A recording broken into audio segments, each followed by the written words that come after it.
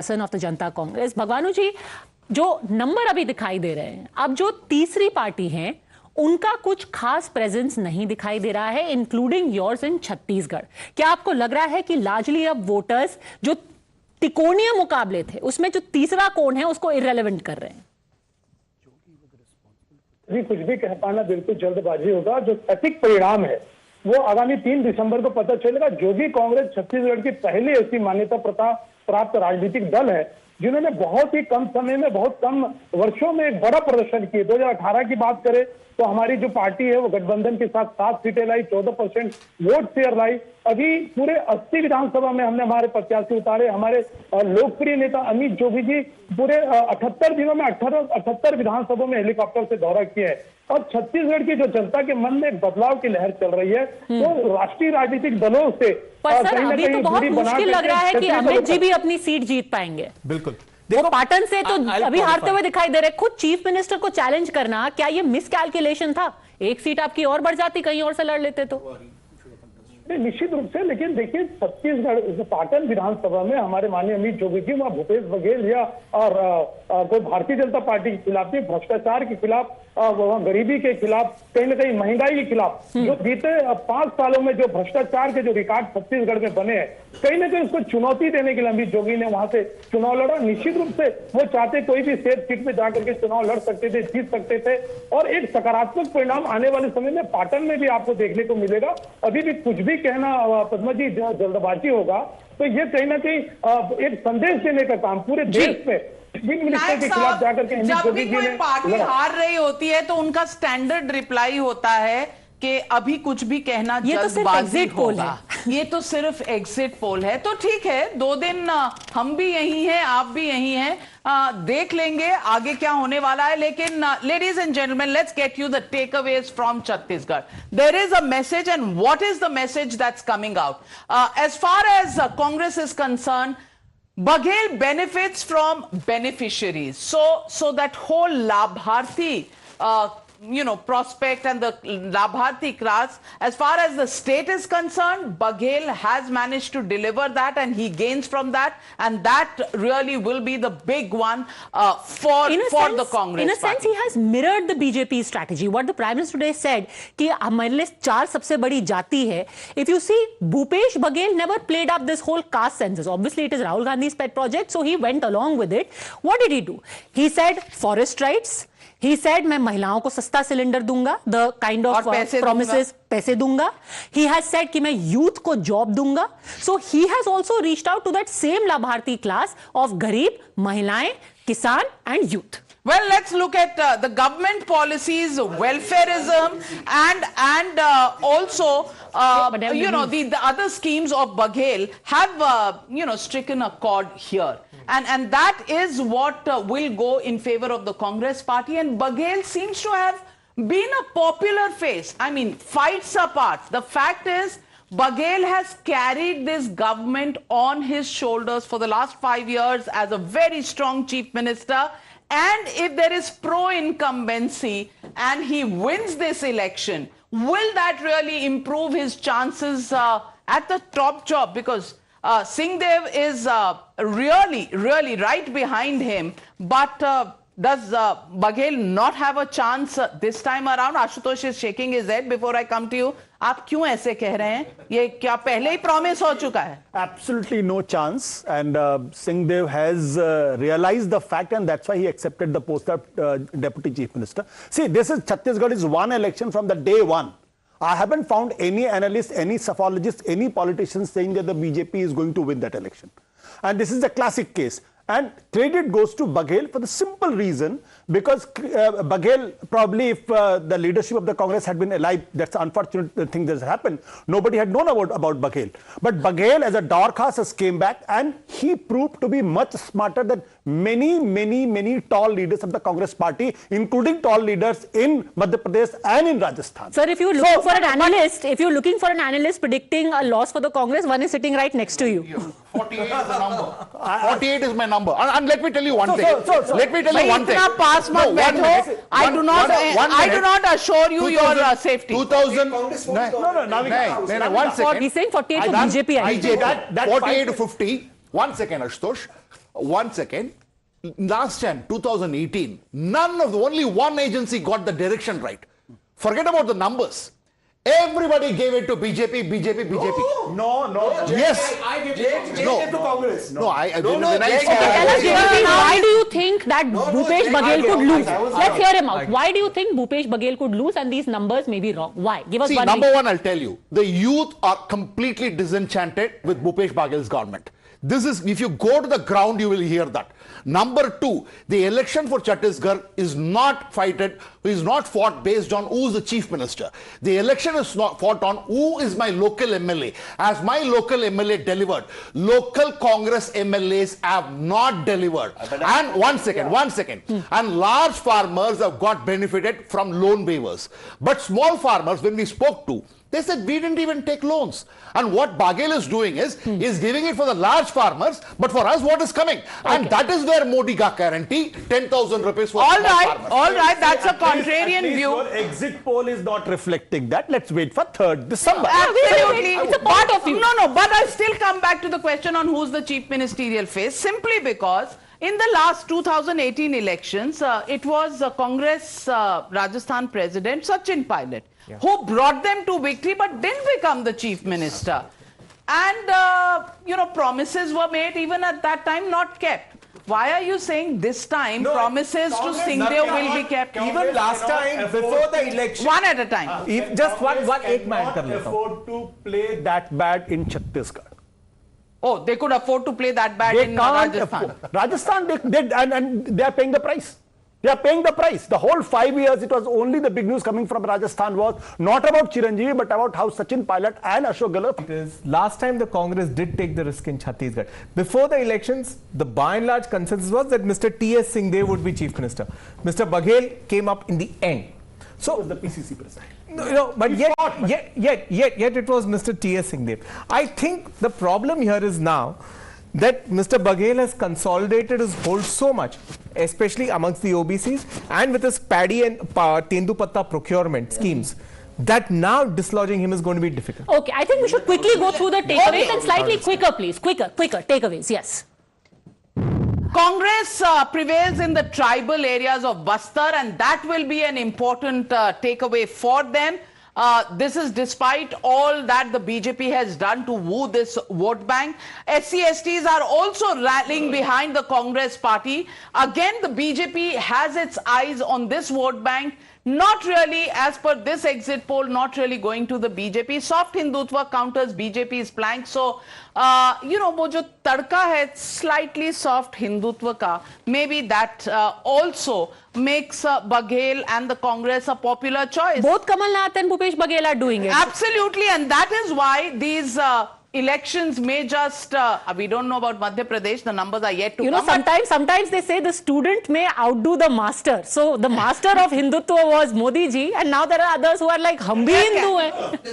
That's not Hindu. But okay, we will have a separate debate on Hindutva. BJP's copyright. Let's just say political messaging vis-a-vis Hinduism. All right, for the BJP, let's take a look. BJP has closed the gap. Vote share is up by 9%, which will work well for 2024, whichever way you look at it. Let's also look at the next. BJP is gaining ground in urban seats. Also, 0 seats to 4 to 6 seats in TS Singh Deo's area. That also is a big takeaway for the BJP. Also, can we take the graphics a little faster? OBC is voting overwhelmingly for the BJP. Ironic. Even if the BJP does not win Chhattisgarh, it's made its foundations for the 2024 elections. Absolutely. No impact of Mahadev app. So, Shubham Soni has not won the election. There's been an impact of the Mahadev app.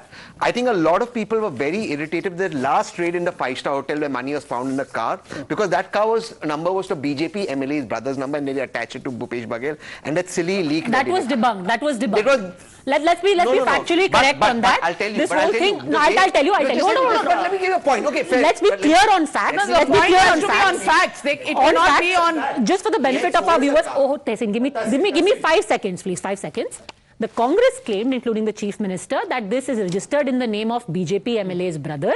BJP MLA's brother provided documents to show I sold it at the beginning of 2023. Factually correct. It's not that उसी की जिस गाड़ी को बेचा BJP के विधायक के भाई ने उसकी गाड़ी. But here's the thing. I'll tell you one more thing. Congress came up with an immediate video saying जब भी मोदी जी मुश्किल में है ईडी को छत्तीसगढ़ में भेजते. And that video was such a hit in the urban areas, it actually turned a tide. So I think the Congress campaign, Sunil in Telangana and Chhattisgarh, he wasn't used as much in Rajasthan, but Sunil, very creative.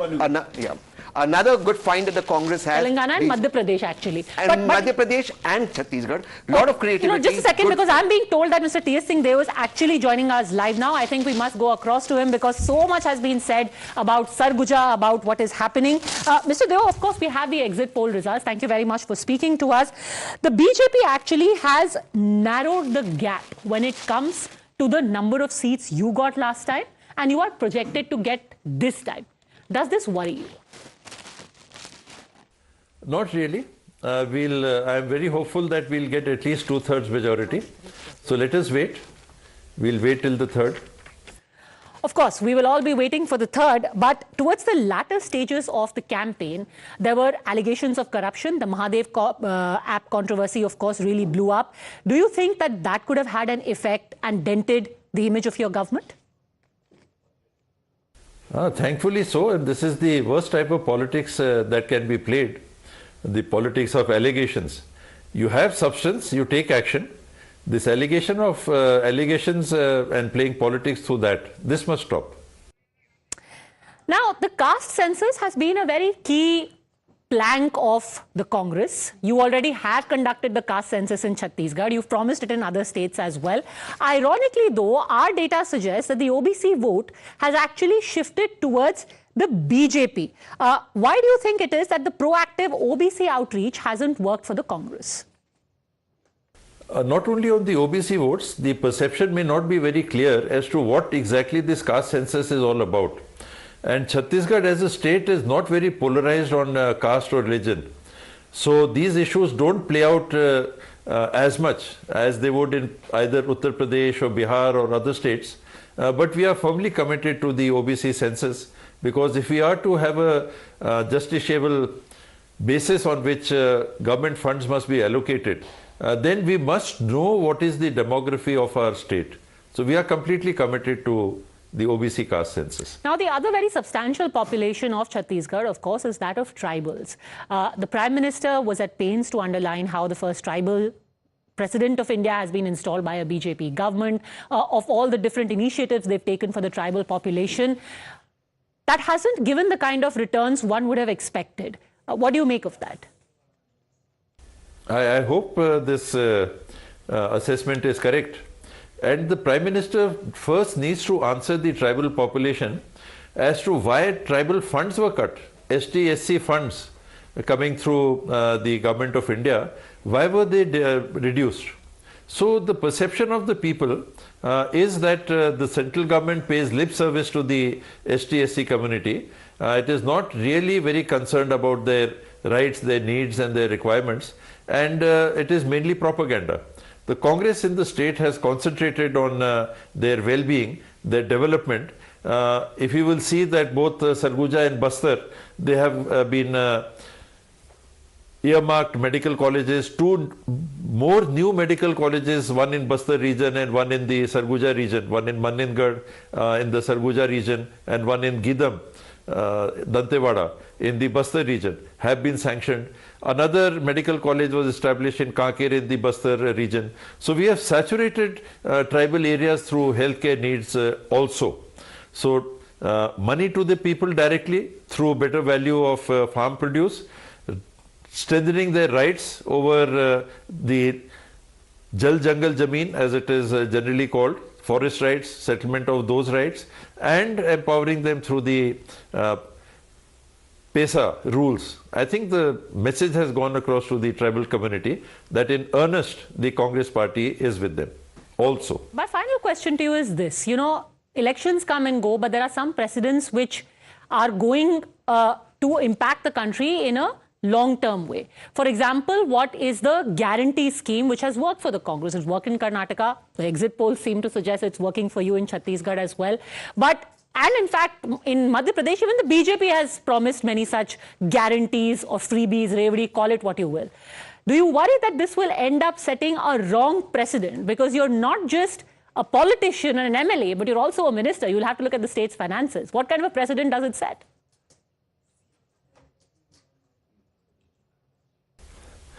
Like you were saying, water under the bridge. So there is a stream, there is a river, and these are constantly changing situations. We've always tried to work together and for the benefit of the state and the party.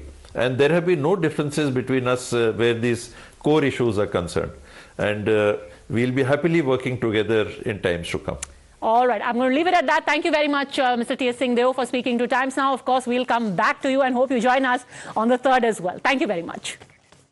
Well, let's take a look at the Mizoram numbers that are coming up because while Mr. TS Singh Deo doesn't talk to me, he's a Congress Deputy Chief Minister, but Chhattisgarh poll of polls and Rajasthan poll of polls. Yeah, let's take a look at Chhattisgarh. Let's take a look at the Chhattisgarh poll of polls. India Today giving it to the Congress party. No, India Today.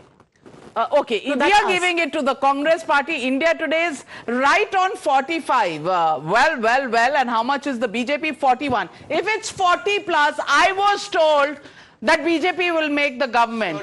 Well. Twist in the tail. Let's take a look at this. ABP C voter is giving it to the Congress party. TV9 Polstrat giving it again on the real cliffhanger 45. Jan Ki Baat giving 47 to the Congress. News 24 Chanakya giving 57 and India TV CNX giving 51.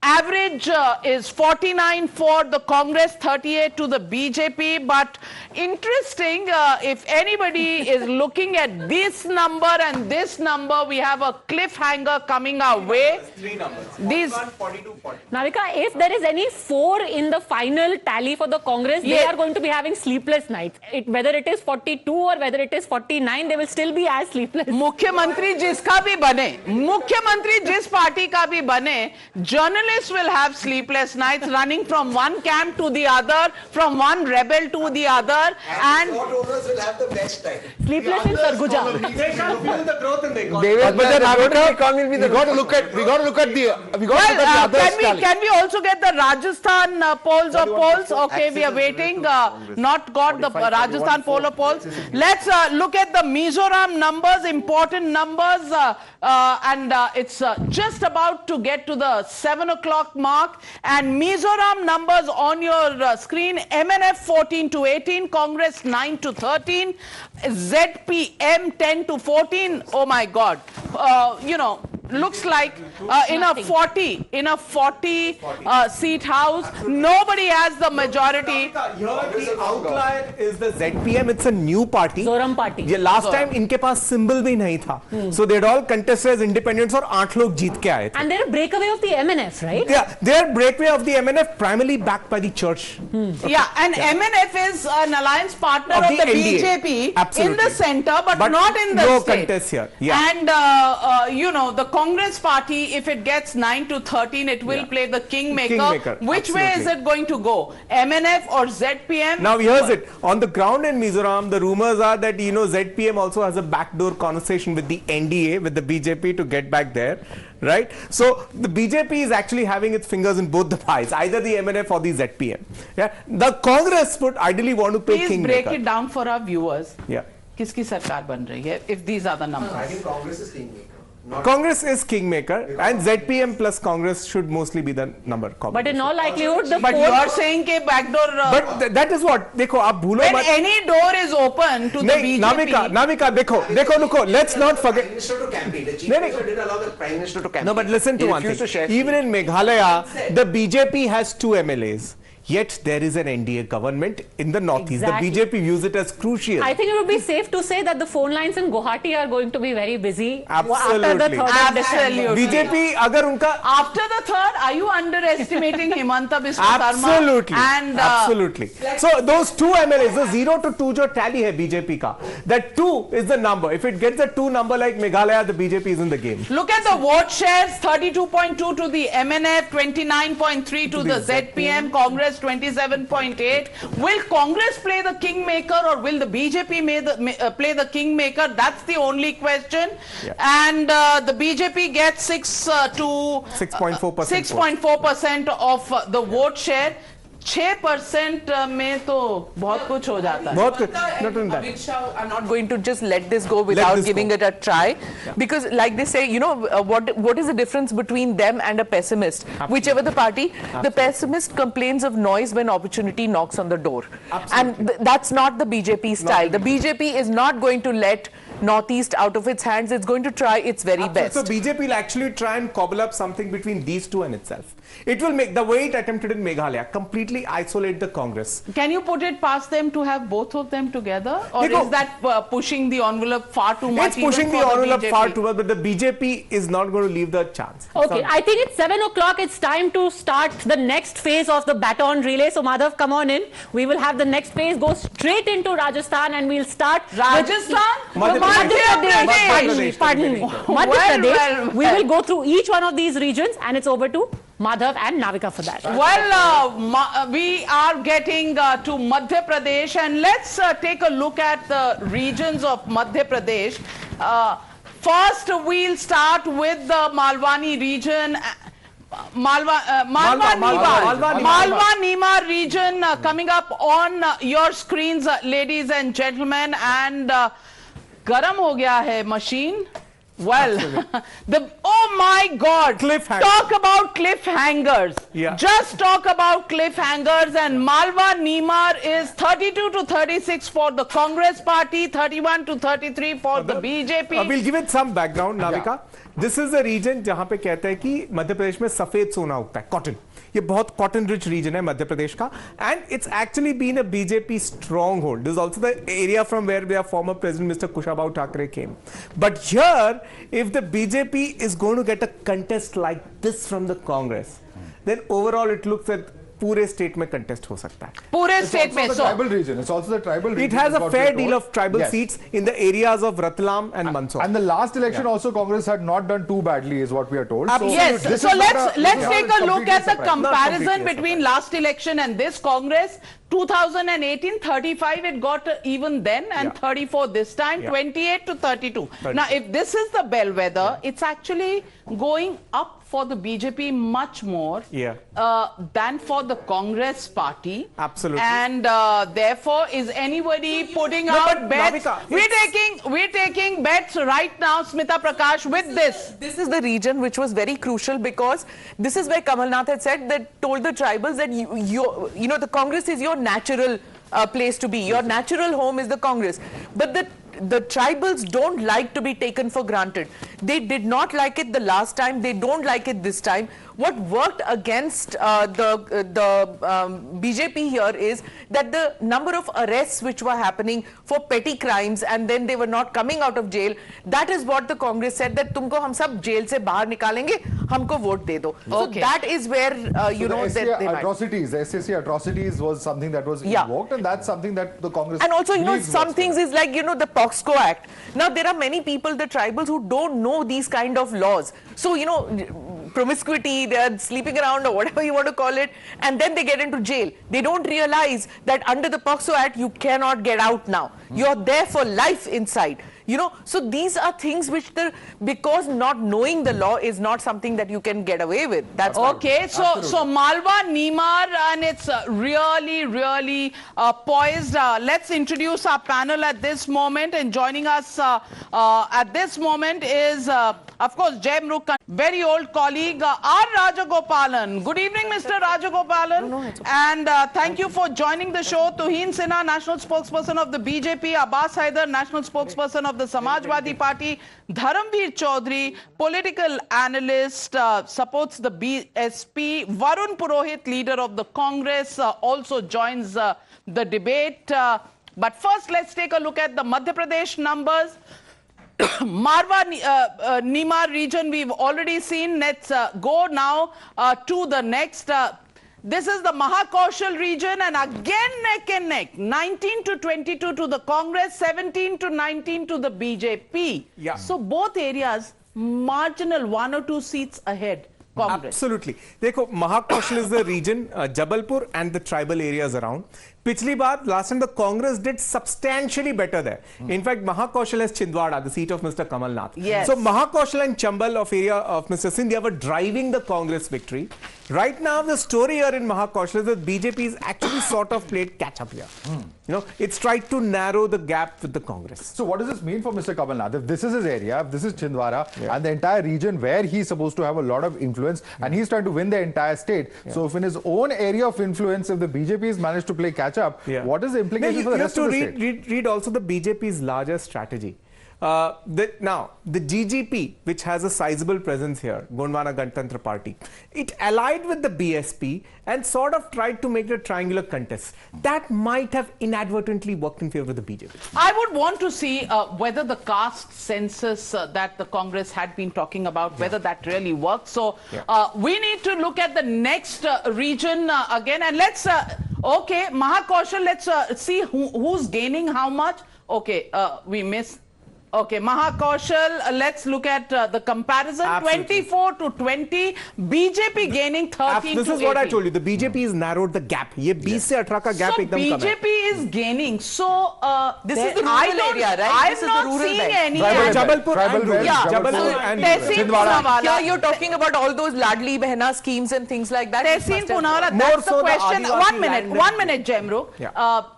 I want to ask you, both regions, we've seen the Congress coming down slightly ahead of the BJP and the BJP actually going up in both regions, Malwa Nibar as well as Mahakoshal. Is that sounding very confident of the Congress, you know, making gains and making the government? How are you looking at this? I am still sticking my neck out. I'm saying, and I respect, these are the exit polls, I respect Jay. But the momentum is the Congress, 130 plus for the Congress. I'm still sticking my neck out. You're sticking your neck out, 130 plus. 130 for the Congress was to happen, they would have cracked the Malwa-Nima region. That was where the maximum gains for the Congress should have happened. The BJP, since October, and we discussed these numbers in October also, the BJP is the one that has made significant gains. And I'm using the word significant here, not even slight gains. So 130 plus at the moment for the Congress looks nearly impossible. Okay, let's take a look at the next region, which is the Gwalior-Chambal region. Gwalior-Chambal region, Congress ahead 18 to 20, 13 to 15 to the BJP, 0 to 1 to the others. This is the region Jyotiraditya Scindia comes from. Has this helped, Tushar, has this helped the BJP? Absolutely. Absolutely it has. Again, gains, significant gains from October, Navika. We are looking at 6 to 10 seats. Okay, let's take a look at the last election. Let's compare it to the last election. 7 last time, 14 this time. 26 down to 19. But then they went to BJP and they won the seat. My friend, 26 was when Jyotiraditya Scindia was with the Congress party. But so his exit has improved the BJP's chances 100%. 7 seats last time, 14 seats. And it has hurt the Congress How much did the party. seats go up to? From 7? Because he won the by-elections, right? His people. Yeah. So that went up. So they haven't gained. I know this area. They're either on 14 again. We are talking of 2018. To be fair to Tehseen, I'll give you the numbers. Tehseen, to be fair to you, I'll give you the numbers. जब ये MLA चले गए, ये 7 से 16 हुआ था. तो actually 2 down है. They are actually down in this seat. We are talking about 2018. It went down. True. It went down in the opinion polls. The BJP has made a huge recovery, and the exit of Jyotiraditya Scindia has hurt the Congress. I mean, It's hurt the BJP. I'm again saying, because while I'll explain to you. Because while Jyotiraditya added numbers in the by-elections to the BJP, those numbers have not come back. They've stayed constant or they've perhaps lost since then. But marginally lost. Marginally lost those numbers. Sabha, 1 minute. I need to get in Sabha Naqvi. Has the BJP gained from Jyotiraditya Scindia and Congress lost? Yes or no? It's a simple question. I think it's a borderline answer. I would give it. It's not as big as a figure as Jyotiraditya Scindia is made out to be. It is. He's not a power. He's not some heavyweight. You were there. You covered the election in the Lok Sabha, and I remember you coming back and saying that people were saying he's going to lose, and he lost the Lok Sabha election. And now after this, I mean, yeah, there was a breakaway done, and when that happens, then the MLAs, when they re-stand, then the ruling party, they end up winning. So this is not some great show by him. What is interesting is what is happening in Mahakoshal and all of that. That is what Shivraj and the traditional BJP apparatus is fighting back. That if it goes the way your trends are showing, I would not give any special credit to Jyotiraditya. I would give it to the old BJP over there. I'll just qualify Sabha and Tehseen, both of them. In the 22 bypolls that happened, there's one number statistic that's interesting. The BJP won most of the seats. The Congress still polled 41% of the votes, which means that the Congress actually sort of tided over the setback of Jyotiraditya. Which is what happens in Madhya Pradesh for both of them. They keep their vote share regardless of who forms the government. It's neck to neck as far as their vote share is concerned. How many convert it into seats is what forms the government. So here, but then they won back their seats. That's important. They were rebels, they won back. The way I look at it, 2018 to 2023, the way I'm looking at it, the BJP has made huge gains in all the three regions that we have seen. Navika, simple summary, har jagah gap narrow kar diya. Simple. Har jagah BJP last time it was neck and neck. The BJP was 5 behind the Congress party. Is there going to be a repeat? Is there going to be a cliffhanger? How many rebels won? Last time, how many will win? This time, will it go down to the wire? That's the question. Gwalior-Chambal we've seen. Let's go to the next region, which is Madhya Bharat, which is actually the center of India. वो कहते हैं भारत की नाभि है. And this is where the BJP is ahead. 18 to 20 and 16 to 18 to the Congress. The BJP is ahead. Others are at zero. Bipolar contest for the third state in a row. There is nobody in between. 16 to 18, BJP 18 to 20. Will it take an edge? Let's take a look at again the comparison with 2018. 13 to 17, 23 to 19. Now this is where the BJP is slipping a bit.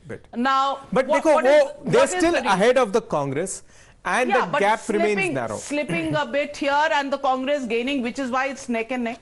Yeah, look, in Madhya Bharat, there are seats in and around Bhopal where the Congress has also put in a lot of effort. This is actually the region around Bhopal. It's Bhopal, it's Vidisha, it's those areas. And it's also Shivraj's area. Absolutely. Okay. Absolutely. So it will impact on Kaun Banega Mukhyamantri. Absolutely. So it shows that the Congress strategy could have worked. There is a little bit of anti-incumbency also. Is this what the BJP was saying when it actually fielded all the central ministers, Tushar? Absolutely. Absolutely. Congress can give up the dream of that 130 plus for now. They were ahead in October. Basically, you're telling Tehseen. No, Tehseen is a very realistic person. Tehseen is the only friend even I have in Congress. He stuck his neck out, which you're chopping, by the way. Navika, you look at the Malwa-Nima region. Forget everything. In October, you and I were discussing the same numbers. Congress was winning 2/3 of the seats there. Today, they are down to half. You look at Madhya Bharat, Congress was supposed to make significant gains in Shivraj Singh Chauhan's den. They are not making those gains. Where is that 130 number going to come from? I'm saying, let's give Congress 18 years of anti-incumbency. Let's give them all the benefit of doubt. Where do we give them the seats from? All right, so let me get in Abbas Haider of the Samajwadi Party. Very keenly fought election. And Akhilesh Yadav, Samajwadi Party chief's statements in Madhya Pradesh are going to echo in our ears forever and ever, at least till 2024 elections. They're going to be replayed again and again. Abbas Haider, what do you think? Congress or BJP? It's very, very evenly poised at the moment. Navika ji, if the result is going to be around this exit poll, then I'm sure Samajwadi Party would be at the fulcrum of making the government. If the results are so one thing. You must ask him, which is the region where he believes Samajwadi Party नहीं, आप मुझे बता दीजिए, आप मुझे बता दीजिए, यहाँ इतनी क्लैपिंग हुई और आपने शरीफ जी आपने दिखाया ही नहीं इतनी क्लैपिंग हुई, may be have an encore. आप क्या कह रहे हैं कि Akhilesh Yadav is spoiled for choices कि वो मुख्यमंत्री उत्तर प्रदेश का ट्राई करें या मध्य प्रदेश? नहीं, Navika ji, that's not the question. We were fighting for the rights of OBCs for PDA. And Navika ji, both Bharatiya Janata Party and Congress have failed backward communities in Madhya Pradesh. They have not given 27% reservation to the OBC, which was their due. And we have fought for that. And I'm quite sure, Navika ji, that people of Madhya Pradesh have taken Samajwadi Party as an alternative. And on the third, you will see what Samajwadi Party is going to do. You fought 72 seats. Halfway mark is 115. आप कैसे सरकार बनाने वाले हो, मुझे समझा दो। नहीं नाविका जी, हम ये नहीं कह, हम सरकार उसकी बनेगी जो ओबीसीज को राइट देगा। This is one thing which is certain. And second thing Navika ji, तो इंडिया अलायंस जिंदा है, ऑक्सीजन पे है या जा चुकी? इंडिया अलायंस नाविका जी, हमारे देश में there have been three situations when an independent MLA have become the chief minister. It has happened in Jharkhand, in Odisha, and somewhere in Northeast. So, Navika ji, you never know what's going to happen. We are fighting for the rights of PDA, and I'm sure people of Madhya Pradesh want the same. All right, Varun Purohit ji, Madhya Pradesh में अब आपका Samajwadi party के साथ तो इतना बड़ा divorce हुआ, अब नेशनली 2024 में क्या होगा इस पर तो बाद में आएंगे, लेकिन आपकी पार्टी के लॉस के लिए शुभकामनाएं दे रहे हैं अब्बास हैदर समाजवादी पार्टी के। क्या होगा कांग्रेस पार्टी का? दोस्त ना रहा?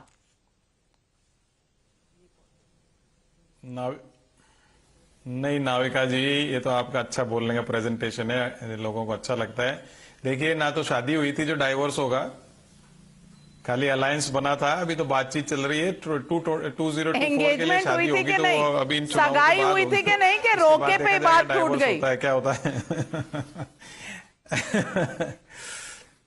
है ना, बात टूटी नहीं है, रोका, सगाई, शादी सब जितने भी सेरेमनीज हैं कल 3 तारीख के परिणाम के बाद स्टार्ट होंगी। 2024 के लिए तय किया गया था वो सब सारा, जितना भी आपस की बातचीत चल रही थी इनकी।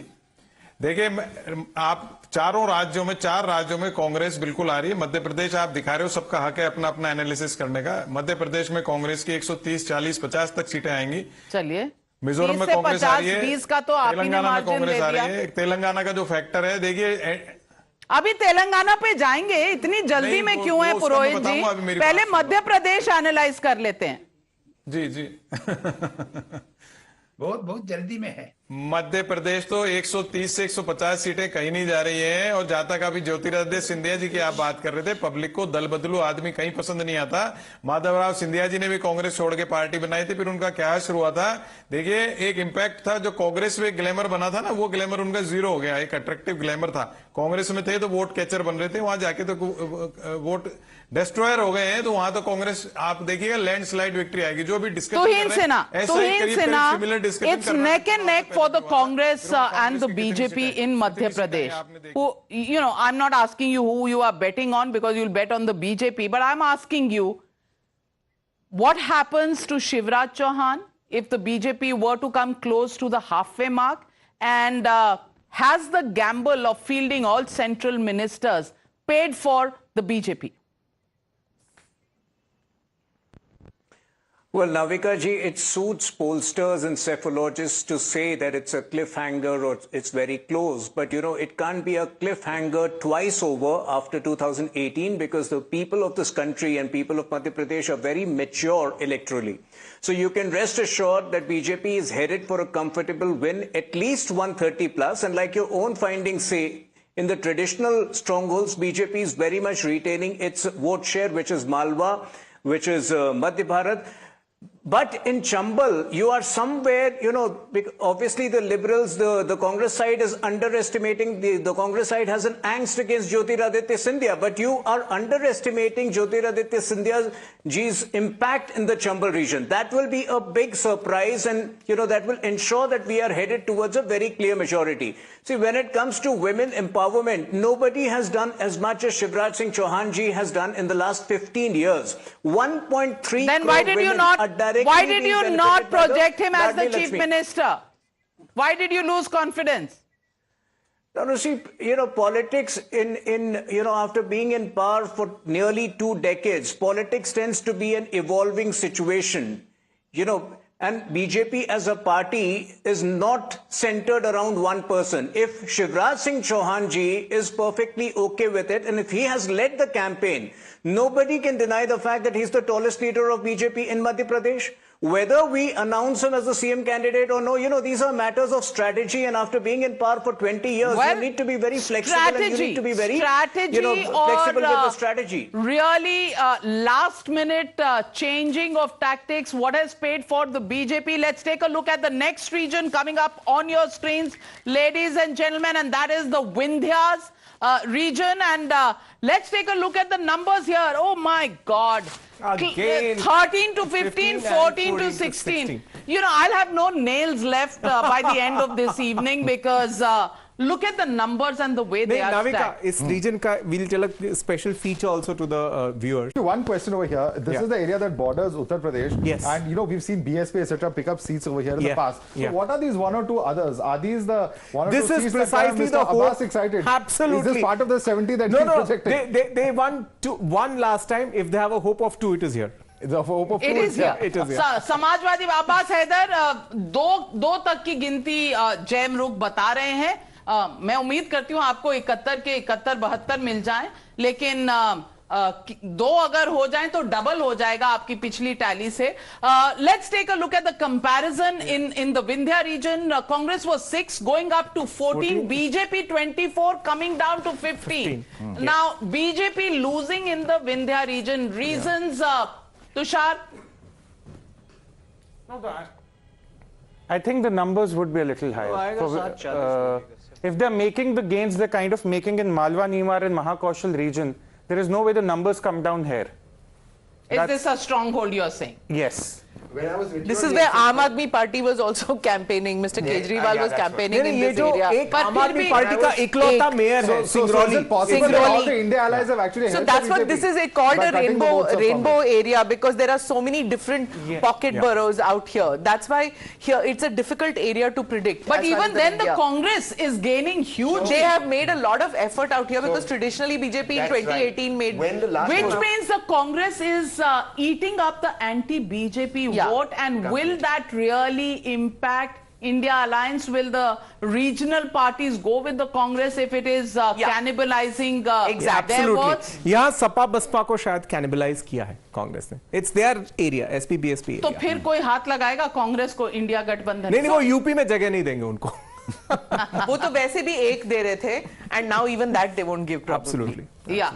Okay. Tessie. When I was with you last time when the ETG polls happened, the Vindhya still the BJP was in a massive lead. They were about 19 or 20 is what we had projected a month ago. I think you were there. 19 to 20. And since then the Congress did pick that up, they took it seriously and they worked on it. So kudos out there. So ETG Times Now polls have actually galvanized the cadre. Make no mistake. They watch all channels and they follow your channel. Make no mistake about it. Okay. I wish you would say that I'll take it on TV. Mukarrar, Encore, whatever, whichever language you would. Which is why you got Kamal Nath ji to give you an interview, right? Well, please let's you not. should be happy about it. What? I'm very happy that I broke the boycott. He's a good politician. And after that, senior leaders of the Congress scurried around and called up all other chief ministerial candidates कि किसी को भी दे देना, नाविका को मत देना. So that's how persona non grata I am. But what can I say? Vindhya, we've seen the comparison. We're going to the next region, Bundelkhand, very important region. Oh my God. 11 to 13 to the Congress, 12 to 14 to the BJP, 0 to 1 to the others. It's a bipolar contest. किसी और की यहाँ दाल नहीं गल रही. और अब्बास हैदर, क्या कहूं मैं आपसे, मैं चाहती थी आपकी दाल गल जाए लेकिन गल नहीं रही। आप इकलौते पार्टी हैं जिन्होंने बॉयकॉट खोला है, तो मैं बहुत शुभकामनाएं दे रही थी लेकिन दाल गल नहीं रही। बाइपोलर कॉन्टेस्ट लग रहा है। नहीं नविका, मैं एक क्वालिफायर दूंगा।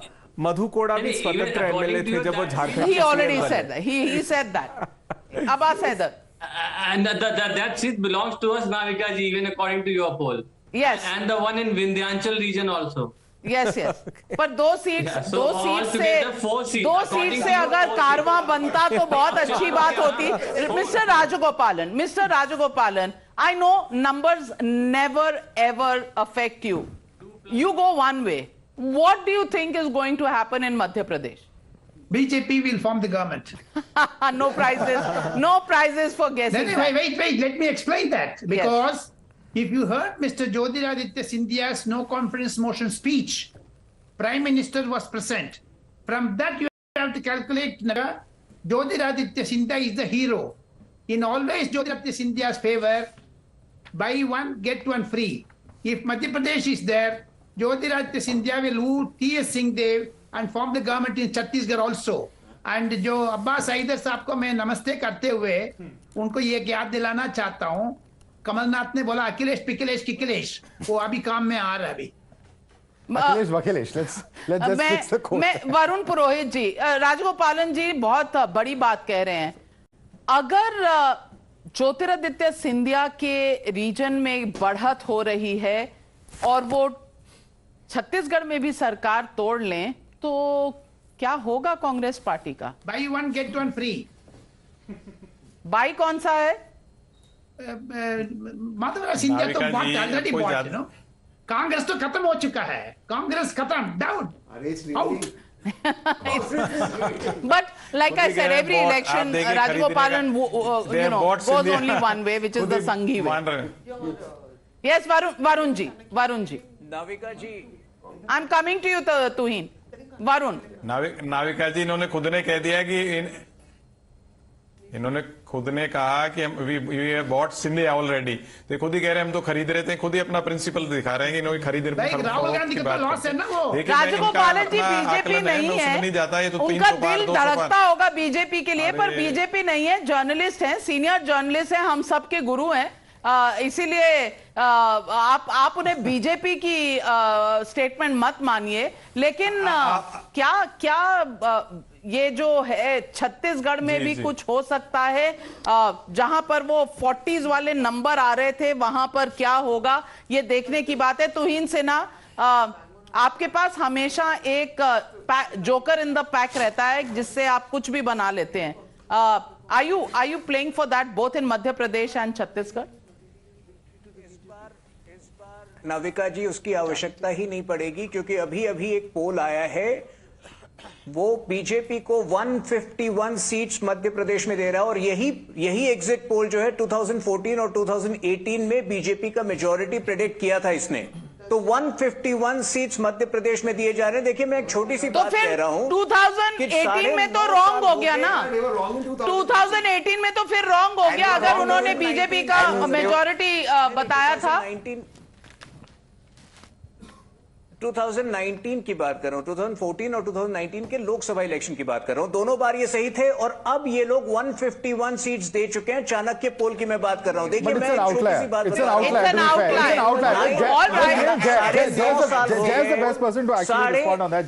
when there is an outlier which is so radically different from all the other polls, how much of credence should we give to it? Just because I'm not in the studio, this scene should not barge in like this. Complete your point. 1 minute. Complete your point to him. 1 minute.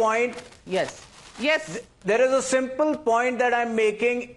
You know, we have been in power at the center for 9.5 years, and yet, you know, if you travel across these states, there is no anger against the BJP per se. There is no anti-incumbency. So you're saying the anger was only against Shivraj Chauhan? That's why you did not project him as the chief ministerial candidate?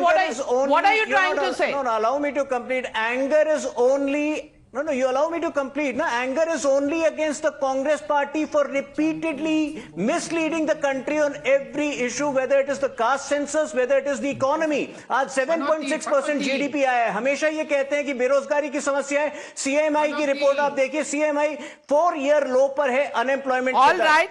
Dharmveer Chaudhary ji BSP के हमारे साथ है. धर्मवीर चौधरी जी, मध्य प्रदेश में क्या अब छोटी पार्टियां, जैसे छोटी पार्टियां मतलब मध्य प्रदेश के लिए छोटी पार्टियां, बीएसपी समाजवादी पार्टी के वोट क्या कांग्रेस पार्टी खा रही है, और क्या रीजनल पार्टीज को इससे कुछ ना कुछ खतरा दिख रहा है?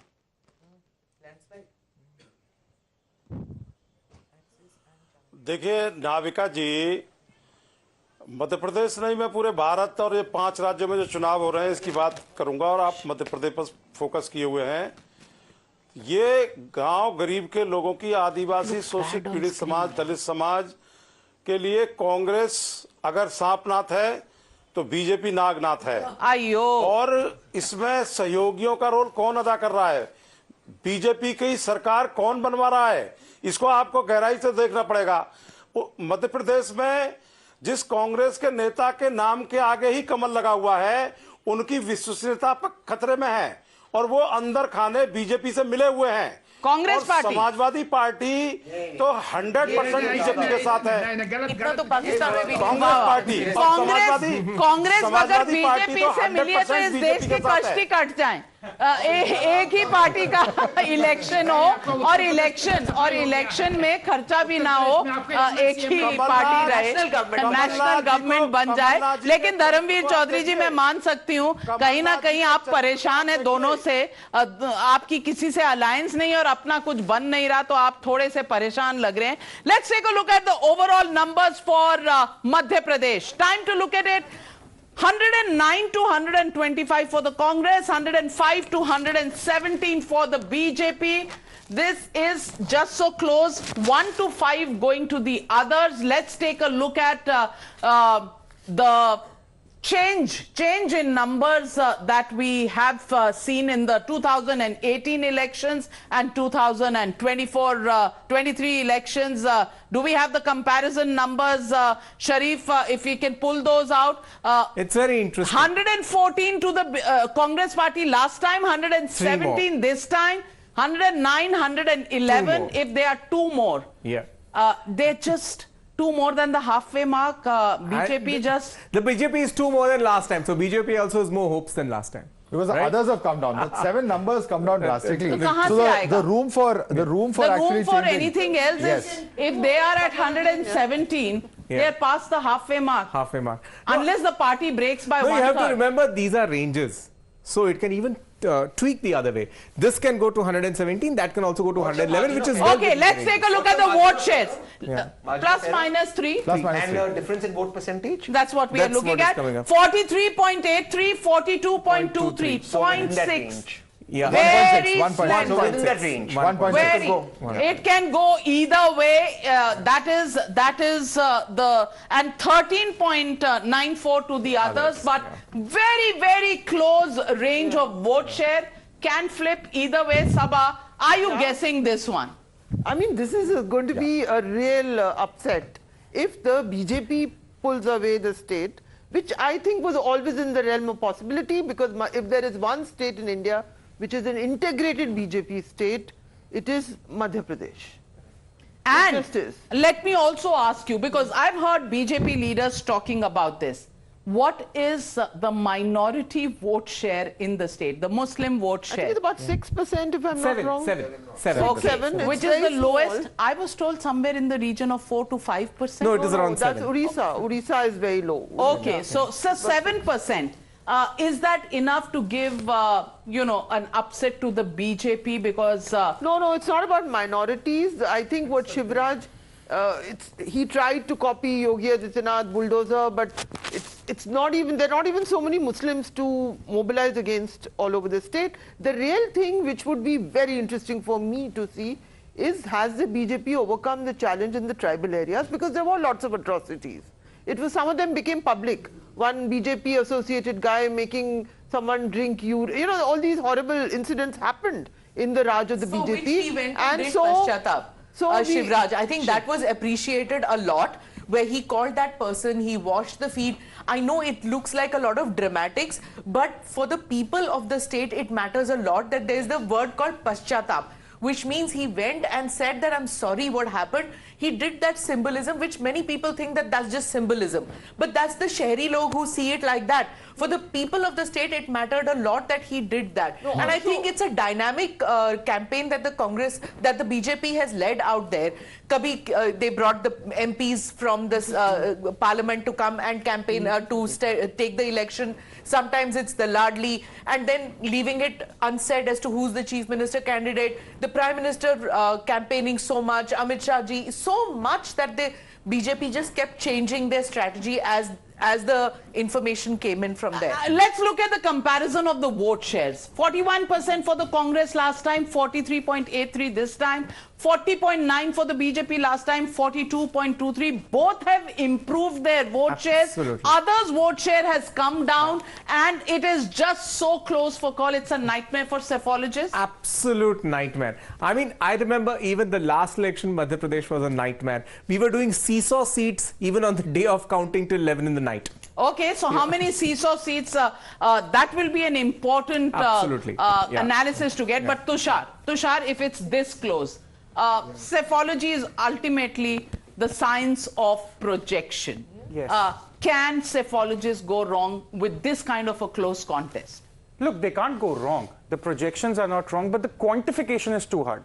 For the Congress... Both are increasing. Yes. For the Congress, for the last 18 months, it was just one major issue, 18 years of anti-incumbency. The exit polls have devastated that narrative.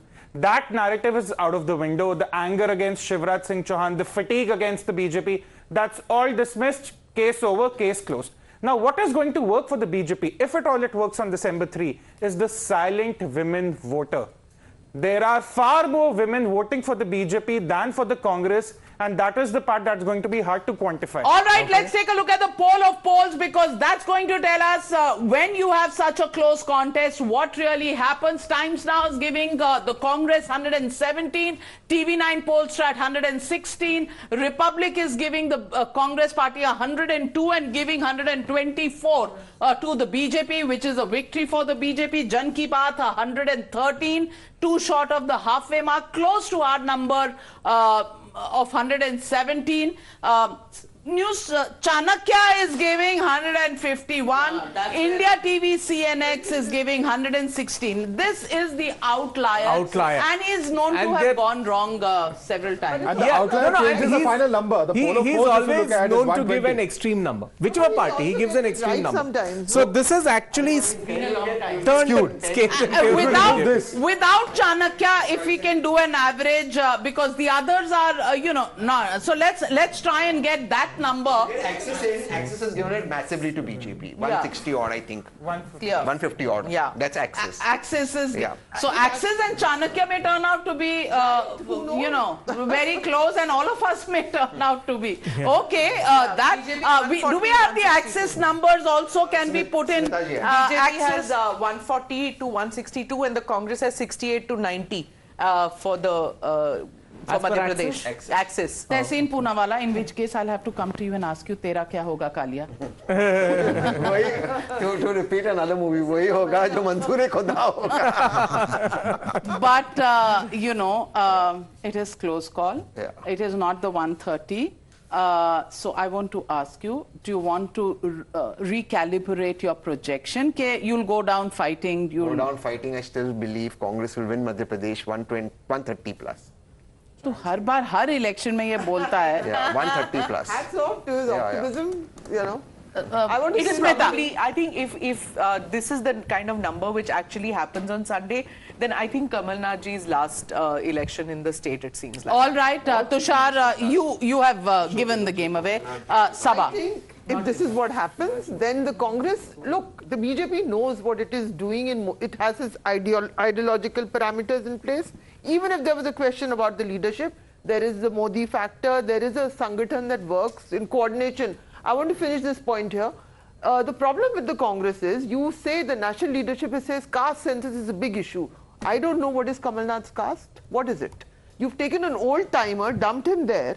You've dumped him there, he's gone himself. He's gone there, he has the resources to fight there. And he's fighting on his own from the stories that I hear. I know that. Yeah. So I'm saying there is a contradiction in what you do and what you say. You have a veteran guy who's not the most charismatic. Yes, he is one of the people who over the years had the resources of the Congress under his and he's control. never lost an election. He's never lost an election. But if this happens, I'm just pointing out one more thing to you, then on the tribal front, again, I repeat, that's going to be very interesting because 30% of ST atrocities in India took place in Madhya Pradesh. Well, so, you know, Sabha, I'll only say this much, that even the last time, in the last 20 years, if the BJP has never lost, the last time it was Kamal Nath who gave the BJP a run for the money, and even if for 1.5 years did become the chief minister. And he is, you know, repeating himself with not too much help from the central leadership of the BJP. Of the Congress. Of the Congress. He doesn't of seem the to want Congress. it also. He doesn't seem to want it. He didn't seem to want it. So I would not underestimate him really as an opponent, but has it been just too long? Sometimes, I think you know, it becomes a little late. I don't know. It would be sad. I think I agree with one thing Sabha says. The OBC caste census was not a big issue in Madhya Pradesh because Shivraj Singh Chauhan himself was an AB. Which he said that old pensions exactly. But to my mind, there are two questions that I want you guys to ponder about because, okay, this has Axis numbers as well. Let's take a 151 and 79 is the Axis number. So if you replace 140 से 62 है तो ये mean है. So Chanakya and Axis are on the same. So outlier, there are two outliers and therefore can go. Only two questions. Only two questions because I have to run 2 times now Bharat for my show there, and I only want to leave 2 questions to you to you know, ponder on. Before Madhav takes over the discussion, the 2 questions are: did the Congress speak early? Number 1. Yes. Number 2 question that is very, very relevant: has the BJP, if it does win Madhya Pradesh, has it snatched it from the jaws of loss because of the change in strategy without, you know, making Shivraj Chauhan, putting all the central ministers there, ending all the infighting and giving them targets? Well, has that worked? Please debate that. Why do you look at the takeaways? And I'll see you again. Okay, I'll demystify the outlier. I just want to add, in fact, you must come in on that because if we add the other number of Chanakya to this, that 120 could perhaps go up another 4 or 5. Absolutely. And if you remove the outliers, the 151s, then this number is 111. And this number is 116. Okay, so then it's advantage Congress. Advantage, but again a narrow advantage, 5 seats, if you remove the outliers. And 5 seats, you know, that means Operation Kamal comes into. There you go. Yeah. Which Kamal? Kamal Nath or Kamal of the BJP? That's the question. That's the question we've been asking. But obviously the Congress has not shown agility to do the same kind of thing unless you look at Karnataka. Yes. If DK comes over and decides, okay, he's going to front it, otherwise you're going to have them go to Guwahati all over again. But he has been active in Telangana, so there's no precluding what could happen. Doesn't seem to have made any impact as far as Telangana is concerned, DK Shiv Kumar. Okay. Whatever the Congress has done on its own. The Congress had a team which they put together in Karnataka, if I may, because I've been writing, finding out. That team was rebuffed by Rajasthan and Madhya Pradesh. Please understand this. Yes, yes. In fact, Mr. It Sunil went to Kanugunu's work. team. It went to work. It gave a very good script for Telangana. The 2 guys, Ashok Gehlot really rebuffed them.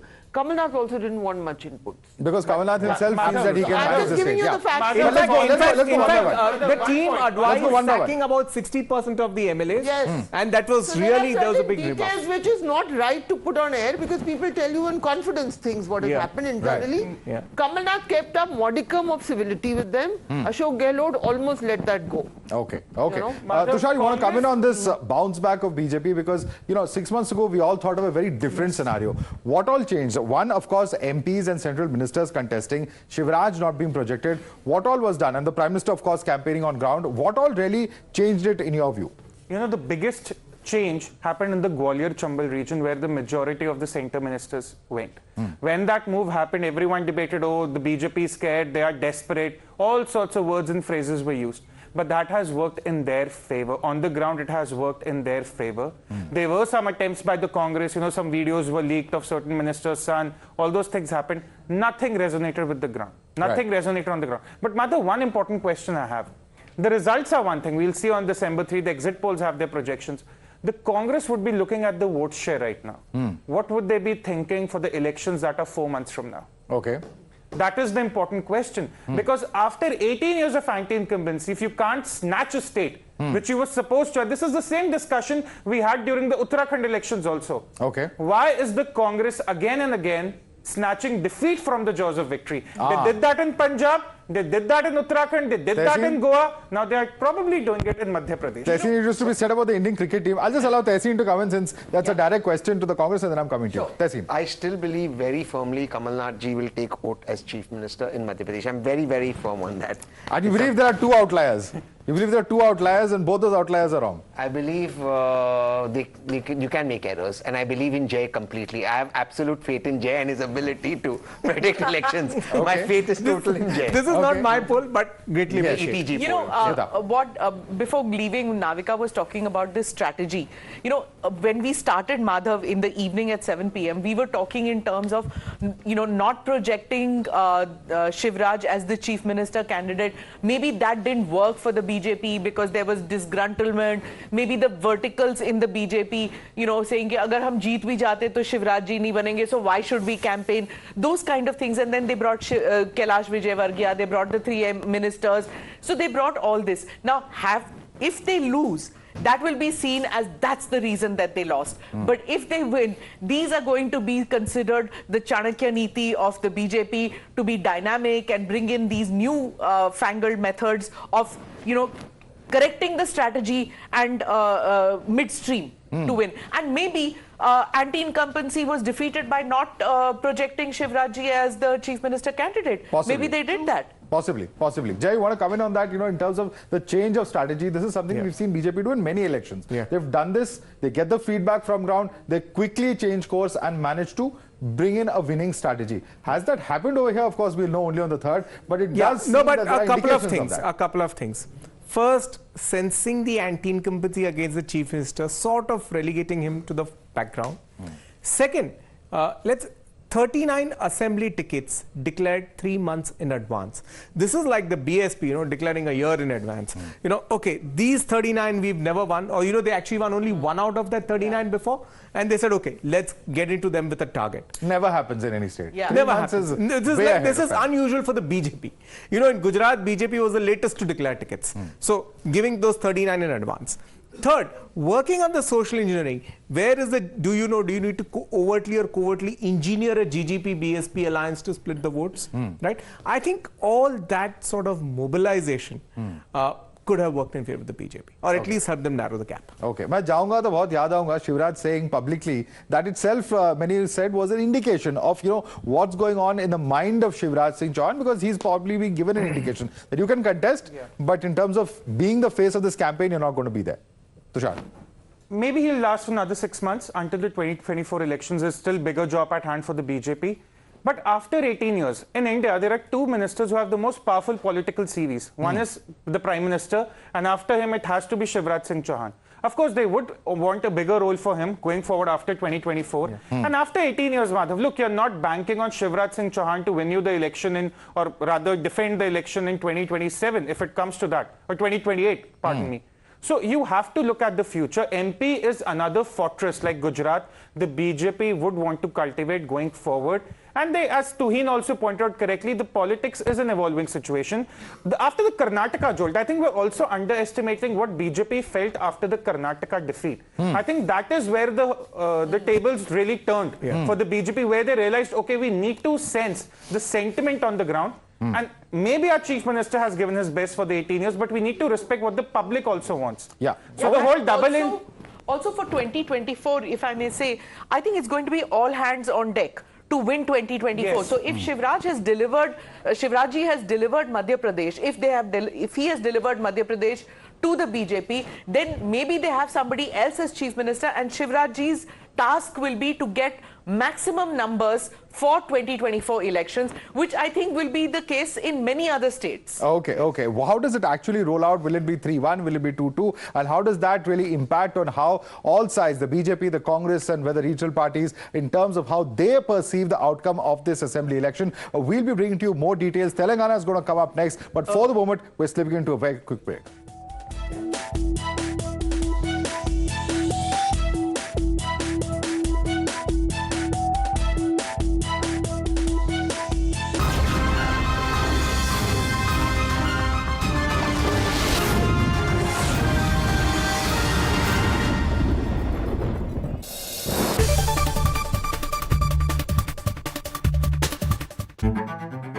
When journalism is led by integrity and when experience meets passion, there is no scope for half-truths. When the noise drowns out the truth and many lose sight of what is the real issue.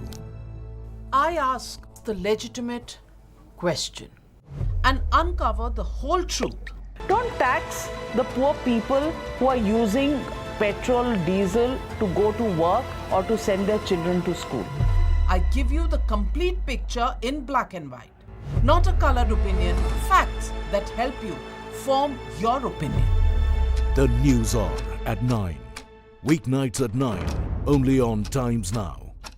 She asks tough questions like no other journalist. आपके ऊपर तो कई घोटालों के भी आजकल आरोप लग रहे हैं। देश में सिर्फ एक बात की चर्चा है कि क्या बीजेपी राहुल गांधी से डर गई। She takes on the masters of Indian politics like no one else can. विपक्ष कम से कम उत्तर प्रदेश में ये कह रहा है कि आप हवा बना रहे हैं, निवेश कोई आया ही नहीं इस राज्य में। राहुल गांधी का कहना है कि देश में लोकतंत्र मरता जा रहा है, खतरे में है। Because she speaks for you the way no one else can. What about the charges against the government that this is a favored company by the government? How do you look at India on the world map of countries to watch out? Because your voice must be heard, your questions answered, above all else. Frankly Speaking with Navika Kumar. Can I have your attention, please? क्या आप दिन की सही शुरुआत ढूंढ रहे हैं? I believe in an action-packed, fast-paced, agenda-setting start to the day. खबर सिर्फ दिखाना नहीं, असर होना भी जरूरी है. I'm Amita Badwa. I'm Pratibha. मैं हूँ शिखा Malhotra and we're watching the Morning News Hour. Whenever news breaks, you will see us. Process it, analyze it, and broadcast it. After the spot reporters, we are the first responders. We are at the front line of every news event. We are situation analysts, raw, live, and unedited. Pure news, pure passion. Times Now. Action begins here. When news is troubling. They rented this house right here and 3 days later she was murdered. When news is for common man. We are asking you for the Aam Aadmi that why the proper checks and balances were not done, sir. When news is for nation. Right now I'm just few meters away from Pakistani post which is acting as launch pads for terrorists. When news is exclusive. We are reporting from few miles away from the line of factual control. We report from ground zero. Times Now. Action begins here. Explosive, exclusive, and beyond. The show that gets you the inside track. A deep dive into stories that matter. Raising questions you won't ask. Your voice is now our voice. Watch Blueprint with me, Meghna, And Pranesh. at 6:30 p.m. every weekday. Only on Times Now. When journalism is led by integrity and when experience meets passion, there is no scope for half-truths. When the noise drowns out the truth and many lose sight of what is the real issue. I ask the legitimate question and uncover the whole truth. Don't tax the poor people who are using petrol, diesel to go to work or to send their children to school. I give you the complete picture in black and white, Not a colored opinion, facts that help you form your opinion. The news hour at 9.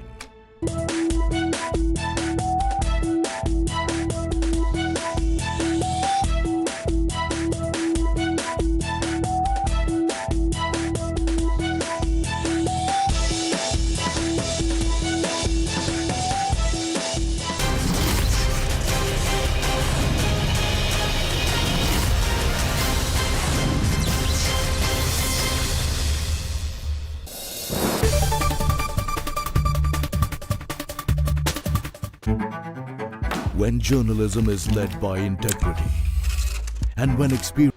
Modi सरकार की guarantee, हर गरीब का मुफ्त इलाज। 55 करोड़ लोगों को दी हर साल 5 लाख रुपए तक के मुफ्त इलाज की निश्चिंतता। हमारा संकल्प विकसित Bharat. Invest in Africa with Arise IIP's special economic zones, providing world-class infrastructure and plug-and-play manufacturing facility for ease of doing business. Explore your opportunities in Nigeria, Benin, Togo, Democratic Republic of Congo, Gabon, Rwanda, Ivory Coast, Republic of Congo, Chad, Sierra Leone. Join over 400 companies successfully operating in our zones. Invest in Africa now. WhatsApp on 7065100700 or write to us invest@arisenet.com. Welcome to the Bengaluru Tech Summit 2023. Innovations from India, impact for the world. Insights from Nobel laureates, industry captains, unicorn founders in ITE, deep tech, telecom, AVGC and life tech, shaping tomorrow's business. Witness groundbreaking ideas from leading industries, R&D labs and startups. Get ready for Asia's largest tech event, breaking boundaries of innovation. Register now.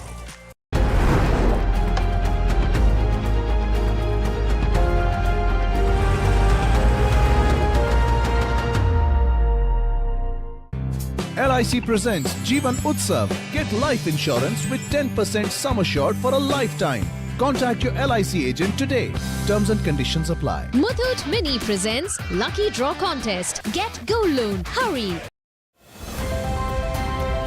Uttar Pradesh में योगी सरकार न केवल कर रही राम मंदिर का निर्माण, बल्कि साथ ही अयोध्या का नव निर्माण कर प्रदेश में पर्यटन और रोजगार को दे रही है नई रफ्तार। प्रदेश में मर्यादा पुरुषोत्तम श्री राम अंतरराष्ट्रीय एयरपोर्ट का निर्माण है अंतिम चरण में। इस एयरपोर्ट से न केवल पर्यटकों के लिए अंतरराष्ट्रीय कनेक्टिविटी बढ़ेगी, बल्कि साथ ही सृजन होंगे रोजगार के अवसर। इसके अलावा श्रद्धालुओं की सुविधा के लिए अयोध्या धाम रेलवे स्टेशन को भी अत्याधुनिक सुविधाओं से किया जा रहा है सुसज्जित। रामायण सर्किट के माध्यम से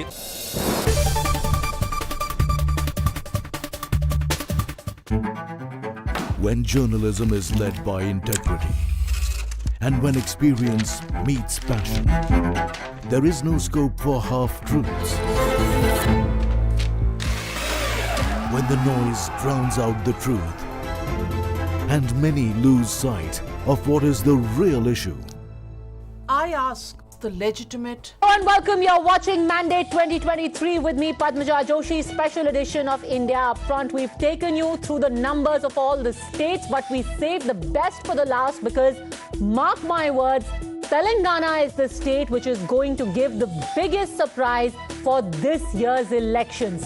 The BRS all this while was almost unchallenged, only increasing its tally from 2014 to 2018. Remember, KCR had advanced the polls to ensure that it doesn't overlap with the Lok Sabha elections, and in 2018 he romped home with a mammoth 88 seats. This time he made an emotional appeal saying that I am the one who fought for Telangana. I am the person who's put his blood, sweat and tears into the formation of this state, the youngest state in our entire country, and he has been the chief minister ever since. So is the revolutionary going to be unchallenged, or are the challengers going to dislodge him? Which one is going to be his main challenger? Will it be B team number 1 allegedly the BJP, or B team number 2, allegedly the Congress? And finally, has the Muslim vote shifted decisively in Telangana like it did in Karnataka? Over the next 1 hour, we will get all of those answers from the numbers put out in the Times Now ETG exit poll. Let's get started right away with the first numbers that we are going to show to you from North Telangana. Now, let me invite, before we go any further, let me invite both Jem Rug and JVC Sriram, both of them psephologists and both of them who know these areas, their importance. JVC has traveled across these areas as well. Let me start with North Telangana, where the BRS is at 18 to 22. The Congress is at 26 to 30. The BJP also, very interestingly, is at 5 to 7 seats over here. The AIMIM doesn't really have any presence here, doesn't have a presence anywhere in Telangana other than the greater Hyderabad, more specifically the Hyderabad region, and nobody else is in the running. Let's start. First up, Jay. North Telangana, what's the significance? North Telangana is actually the original stronghold of the TRS. It starts, even if you look at the history of the TRS. The revolution was here. This is the cradle of the revolution. Absolutely. And even if you look maximum at violence had happened here in North Telangana, which was then Andhra. Then Andhra. And if you look at the electoral history of the TRS right from 2004, it was in Northern, from Northern Telangana the party grows. If you look at the vote share across the state of the TRS successively, 10% in 2009, 34% in 14, 47% in 18.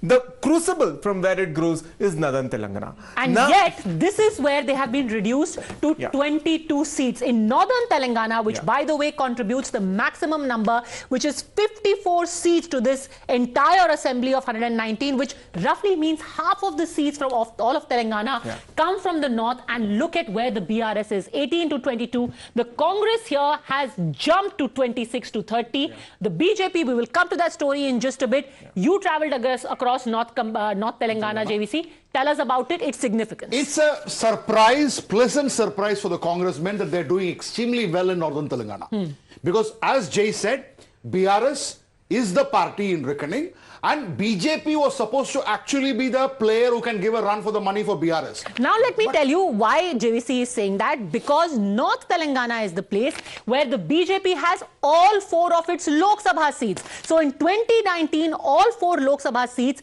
came from North Telangana. So here is the story of the BJP. They have actually capitalized on the gains that they made in 2019. In 2023, where they have increased, according to our exit poll, from 0 seats in North Telangana, they may get as much as 5 to 7 seats. So good story for them. Fantastic story for the Congress. 26 to 30 seats.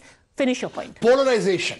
Northern Telangana is the place, Adilabad, Nizamabad. But polarization is supposed to help the BJP. Why does it help them? So what happened is, Hindu votes have probably shifted to BJP. And that is the story. Muslim votes have consolidated solidly behind Congress. I'll just add to his point. Before the run-up to the polls, we had on WhatsApp a circulated list from one of the purported Muslim organizations. Jamiat, we broke that story. Yeah, giving an actual seat-by-seat breakup of which party to back for the defeat. Let's pull up that graphic as well. Yeah, exactly. And 69 of the seats they had identified Congress as the challenger. Very interesting you mentioned that, because even that Jamiat list, which was circulated just 3-4 days before polling was to take place, had actually chosen more seats where they said Muslims should vote very strategically and decisively. They gave about 40 seats and 41 to TRS and 69 to So they said Congress. 41 seats Muslims must vote for BRS and 69. The interesting thing is that 69 is a very interesting number for this election. KCR is 69 years old. 69 seats, the Jamiat said Muslims should support the Congress. And here we have the Congress 26 to 30. Now let's look at the comparison, because that will give you a better idea of what the story from North Telangana, the biggest chunk of seats that come. Look at this. It's actually the collapse of a citadel. Look at it. 48. The man who grew from North Telangana with 48 seats last time around. Imagine 88 seats total in Telangana for BRS. More than half came from North Telangana. 48 seats, you are down to 20, a loss of 28, and almost entirely that has been transferred to the Congress and to the BJP. So a clean transfer of seats has happened. One of the others goes to the BJP. All of the rest come to the BJP and the Congress. This is the story of North Telangana. Two big stories we pick up. One, clear message to the BRS, the Congress benefiting from it, BJP capitalizing on their gains made in the Lok Sabha. And third, this is the polarization and the decisive shifting of the Muslim vote. The message is important for next year as well. Now let's take a look at South Telangana. In South Telangana, the numbers that we have is, again, Congress 32 to 36, BRS is 6 to 8. The BJP has nothing here, neither has AMIM. So total of 41 seats, and the Congress again a clean sweep almost over here, 30 to 36. Let's take a look at the comparison. Again, that will give you a better idea. Look at this. The gains made again here by the Congress are massive. From 14, they have come up to 34, a gain of 20 seats. The BRS again has gone down to 1/3, 1/4 of what they were earlier. From 26, they have gone straight down to 7. JVC, you first. See, this was the original stronghold for the Congress. Nalgonda, Khammam, these two districts. I was pretty sure that if they cross 35 seats in the southern Telangana, Congress, then they will get a clear-cut majority. They are getting it. And this is where what is problem for BRS is in places like Khammam and places like Mahbubnagar, some of the strong leaders of BRS like Ponguleti, Srinivas Reddy, Jupalli Krishna Rao, they moved from BRS to Congress. They were waiting in the wings to join BJP. Do you think BRS was complacent? Complacent, and also Mr. KCR was looking at Ponguleti Srinivas Reddy as a potential challenger to KTR in the party. He's a vitamin M man. And it was BJP's fault. Hold on. What did you say? What man? Vitamin M man. What is a vitamin M man? Vitamin money. What Tehseen Poonawala says? Resources. He is a resourceful man. He is much more civil. My brother is much more civil. We'll come to that in just a second. All right. So also just to give a brief idea to our viewers about the geography and the makeup of South Telangana.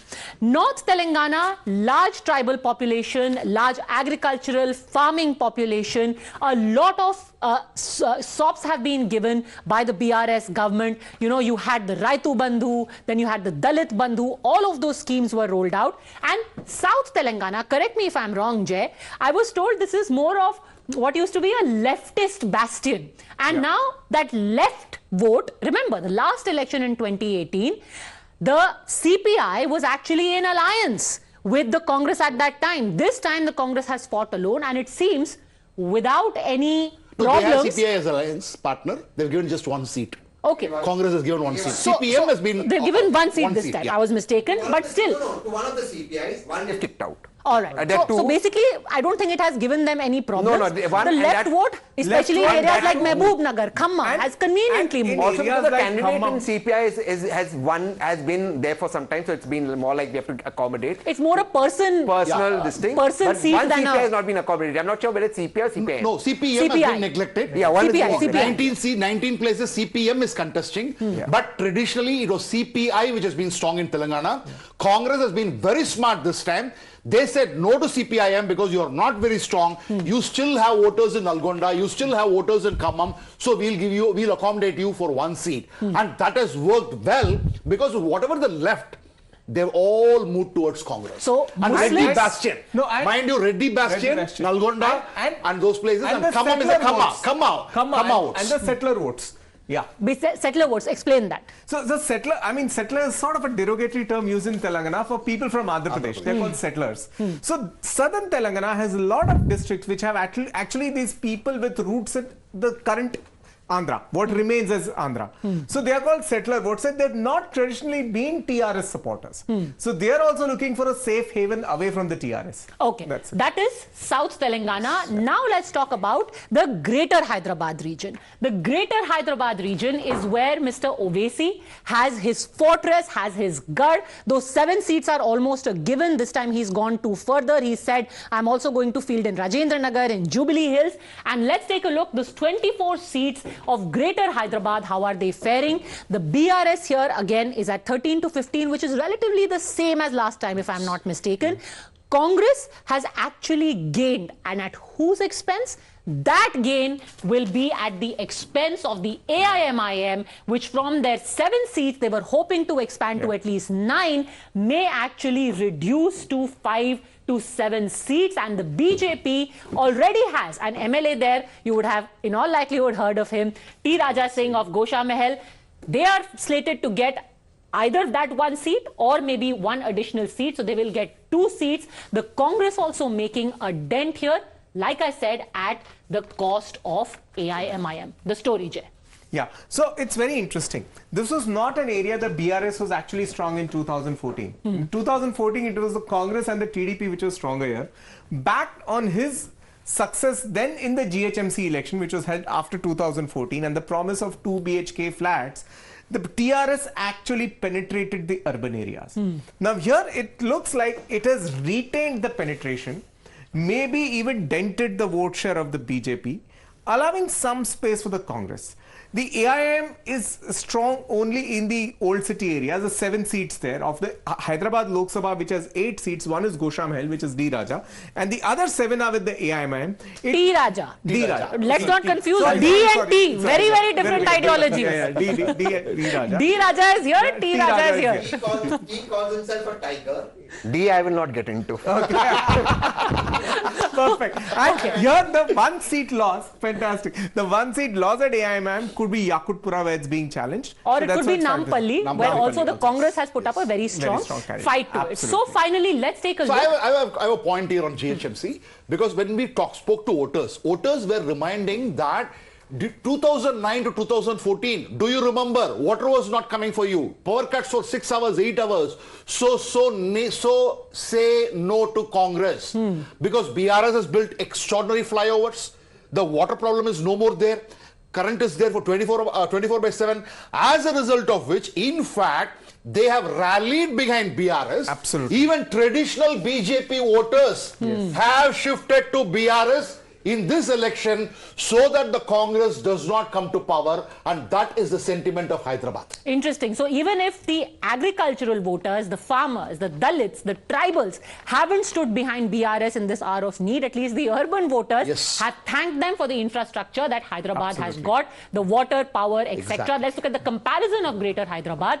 And you know, Hyderabad, I think, and North Telangana are giving us a very big story which will develop very substantially over the next 5 months. The fact that the Muslims are now voting very strategically and decisively for the party they think is going to be able to challenge the BJP. Let's not divide and waste our vote is the sentiment right Padmaja, now. and one more fact. The fact that there was no action against K. Kavita in the liquor scam. Right. Yeah. You think the B team struck a chord? That narrative has gone to the ground. BRS, BJP, bhai. You know, I will talk about that in detail because there's a lot of confusing signals that came from everywhere. Why was this B team thing suddenly brought in? But let's take a look at the comparison of Greater Hyderabad. The BRS, like I said, is almost, in fact, it is exactly the same. So voters have thanked the BRS for their infrastructure. The Congress has gained one. The BJP remains at the same, and the AIMIM is actually losing 1 seat, like we said, and the direct gainer is the Congress over here. What are the big takeaways? Before we come to that, I want to quickly open this up. Let's go straight across to our guests. Please take a seat, gentlemen. We will keep coming back to you and detail individually what the learnings of these numbers are. Tehseen Poonawalla, political analyst, here with me in the studio. GVL Narasimha Rao, MP and national spokesperson of the BJP. Ravila Sridhar Reddy, spokesperson of the BRS, and Advocate Adil Hassan, spokesperson of the AIMIM. Ravila Sridhar Reddy, I want to start by asking you the story from North Telangana. Let's pull up those numbers. Again, to give the viewers a little bit of background, the BRS had a near clean sweep in this area in 2018. You won 48 out of 54 seats. In 2014, you had 63 seats, of that 30 came from North Telangana. And yet, Mr. Reddy, you have almost been decimated this time around by the voters of North Telangana. Why do you think that is? Yeah, I mean, why do you think that these exit polls will be 100% true? And many a times in the past, there was a history that these exit polls, become wrong once the original results come, on that day. And North Telangana is our strong basin. And there is no reason why BRS party would not get enough support from these particular area. And not only North Telangana, I was just watching your analysis, North Telangana, South Telangana and all that. Telangana is one, I understand. You can find two regions here out. But, when it comes to the, polling. Sir, humor me for a second. Humor me for a second. We could be wrong, but let's just assume that these numbers are correct. The fact is, and let's assume that these numbers are correct. On third, you please come back and say, haha, I told you so, you were wrong. Let's for a moment go with these numbers.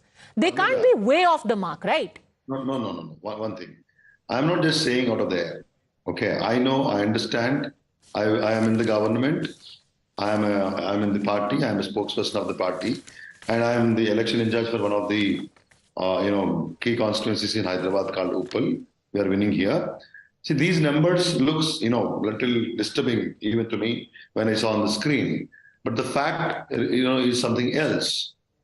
And these numbers, I don't know. I don't see what is the logic. So let me take this a step further and get in GVL. Here's the thing, sir. In North Telangana, Mr. Reddy, with the greatest of respect, in North Telangana there is a chink in your armor, and that chink was exposed in 2019, not by the Congress but by the BJP.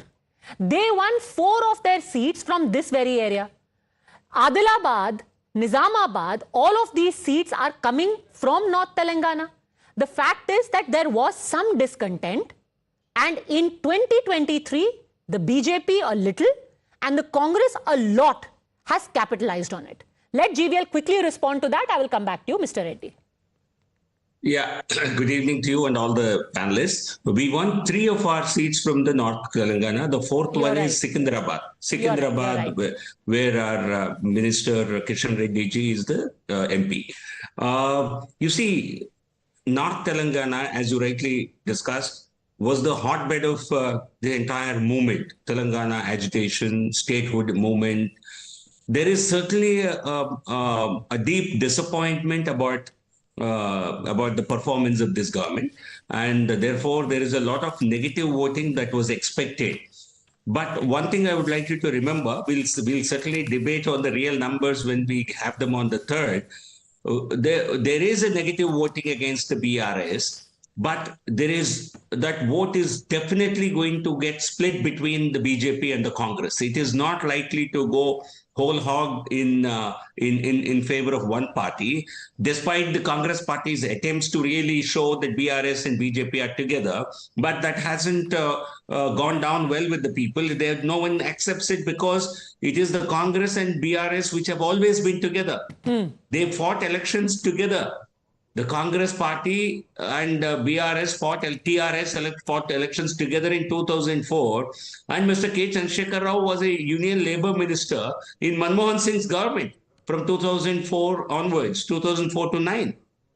And they have had, on several occasions, they were together. So the Congress party's attempts to grab all this anti-BRS vote in their favor hasn't certainly succeeded, and therefore I don't see the numbers heavily in favor of the Congress as you are projecting. Is this your own exit poll? Or this is our own exit poll. This is our own Times Now ETG exit poll. In fact, we will show the poll of polls also in just a second, but let Tehseen Poonawalla quickly come in. Tehseen Poonawalla, JVL Narasimha Rao agrees that vote will go away from BRS, but he's saying सारा आपके खाते में नहीं आएगा, थोड़ा जब कद्दू कटेगा तो उनमें भी बटेगा.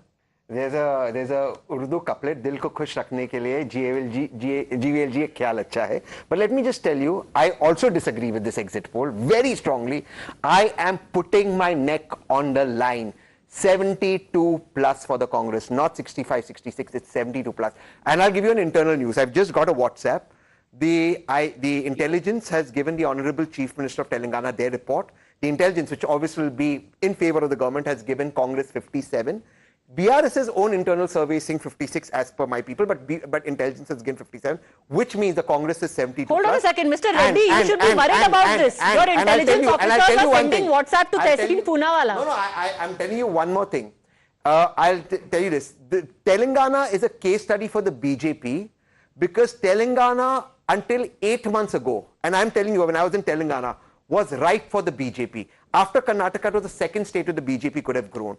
I am astounded with how many, because the BJP is such a strong fighting machine, how many errors after errors after errors the BJP made, how they underestimated the Congress, DK, and they've underestimated... Okay, very quickly, Mr. Reddy, respond.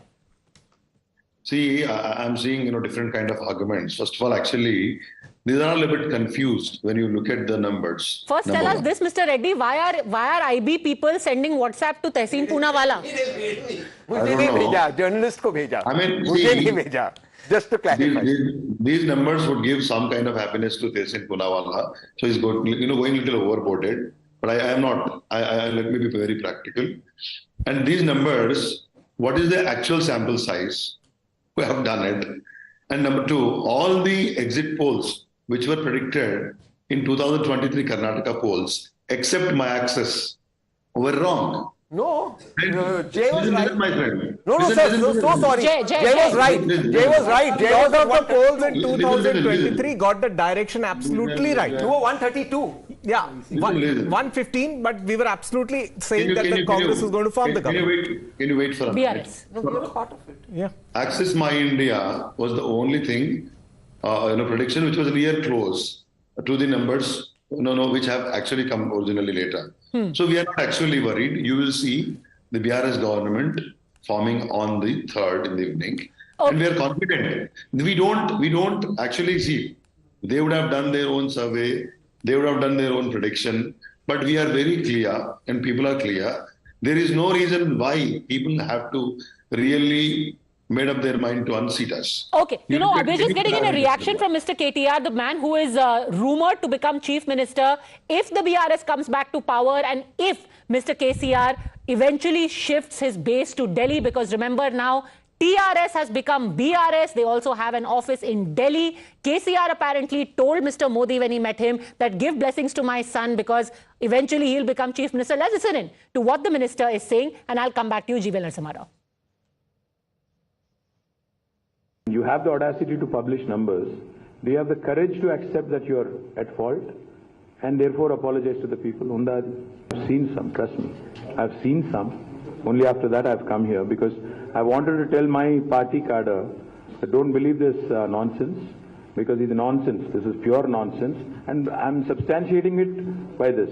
In 2018 also this nonsense, this rubbish was published and it is rubbish, so therefore I'm calling it rubbish. Let us hope that we win bigger than 70. I'm saying 70 plus, but hopefully we'll win bigger.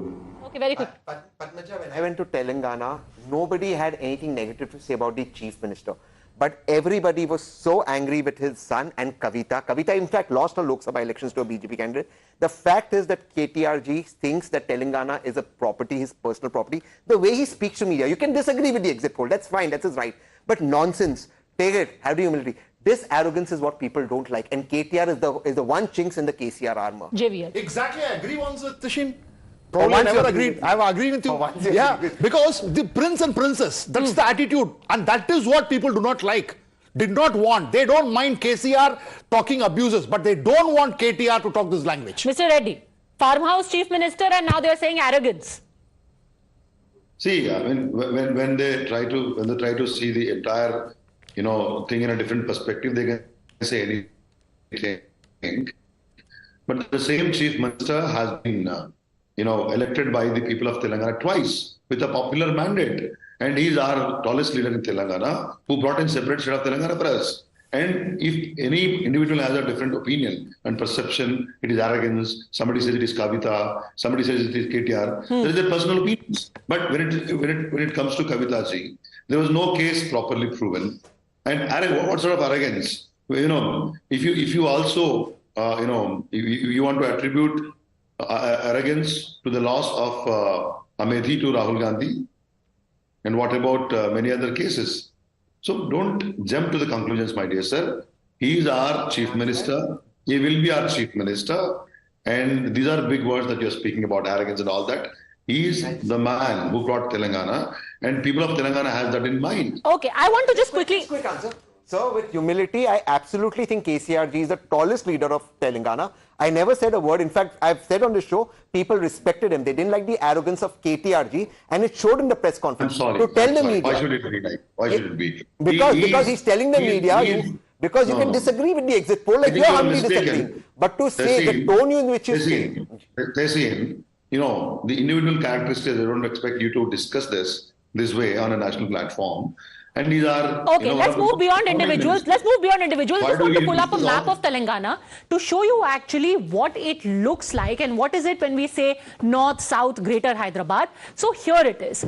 This is the North, where we said the large farmers belt. You've got Dalits over here. You've got a tribal belt. This, like I said, is 3 seats. JVC,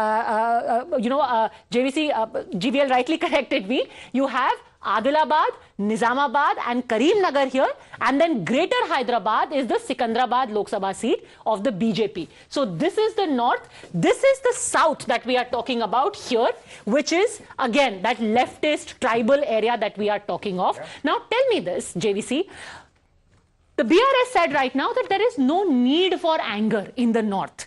Then why will people vote against us? I've got Dalit Bandhu, I've got Raitu Bandhu, there is more irrigation, you've got a lift irrigation project. They have actually put out figures of how when 2014, the independence of Telangana happened, there was 6 hours of electricity to farmers. Now there's 24 hours electricity. You've got irrigation given to them like never before. Then why would the farmers vote against them? Warning bells have been given to KCR and BRS time and again. Where did they lose? In 2019, they lost in Karimnagar, Nizamabad, Kavita herself lost. But that was polarization. No, not only polarization. There was anger, there was anti-incumbency. Nizamabad Municipal Council, I'll go back to that. Nizamabad Municipal Council, they were reduced to just 12 seats out of 60. There was a message coming. Because Kaleshwaram project, the people believe, was the biggest corrupt thing to have happened in Telangana. And their land was acquired for it. Yes. And people who have been dislodged in Gajwel, I met them for 3 hours. Yeah, I saw that video. Yeah, I met them for 3 hours. They say that we do not have house. This guy promised us 2-bedroom. Where is the 2-bedroom? So tell me this again. If there is so much anger, then why didn't the BJP capitalize on it? Why did the Congress capitalize? See, BJP was on the rise till the beginning of this year. It is literally, I cannot fathom what happened in the last 10 months.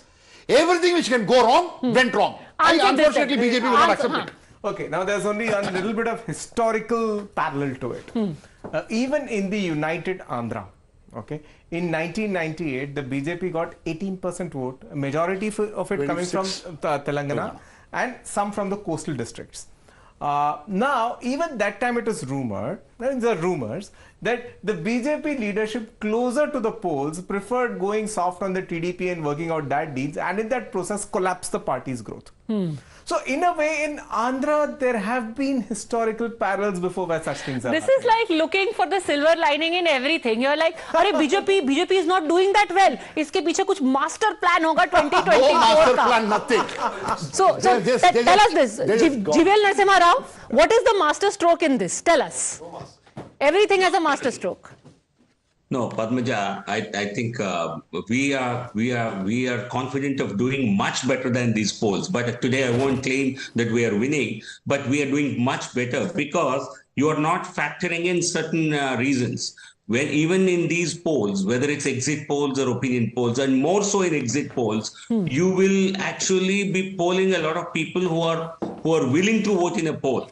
These are not strictly random samples. You are talking to your attempt is to talk to every 5th person or every 7th person, but people who belong to marginalized sections do not cast their votes in exit polls. So if this poll were to be way off the mark, please count on this factor on the 3rd. That's one possibility. SC vote. We have talked about, there was a massive rally held by the Honorable Prime Minister for SC subdivision, scheduled caste subdivision. More than 1 lakh people attended that rally. And I'm sure that's a big factor. And Madhya community, they account for 2/3 of the SC population, close to 16%. You cannot count that out. BJP will get heavily into that. BCCM is a big factor in this election. These are silent factors which do not get reflected in the exit polls. Okay, I will come back to you, Mr. Reddy, but I think it's only fair that we get Mr. Adil Hassan at this point, and let's show again the Greater Hyderabad numbers.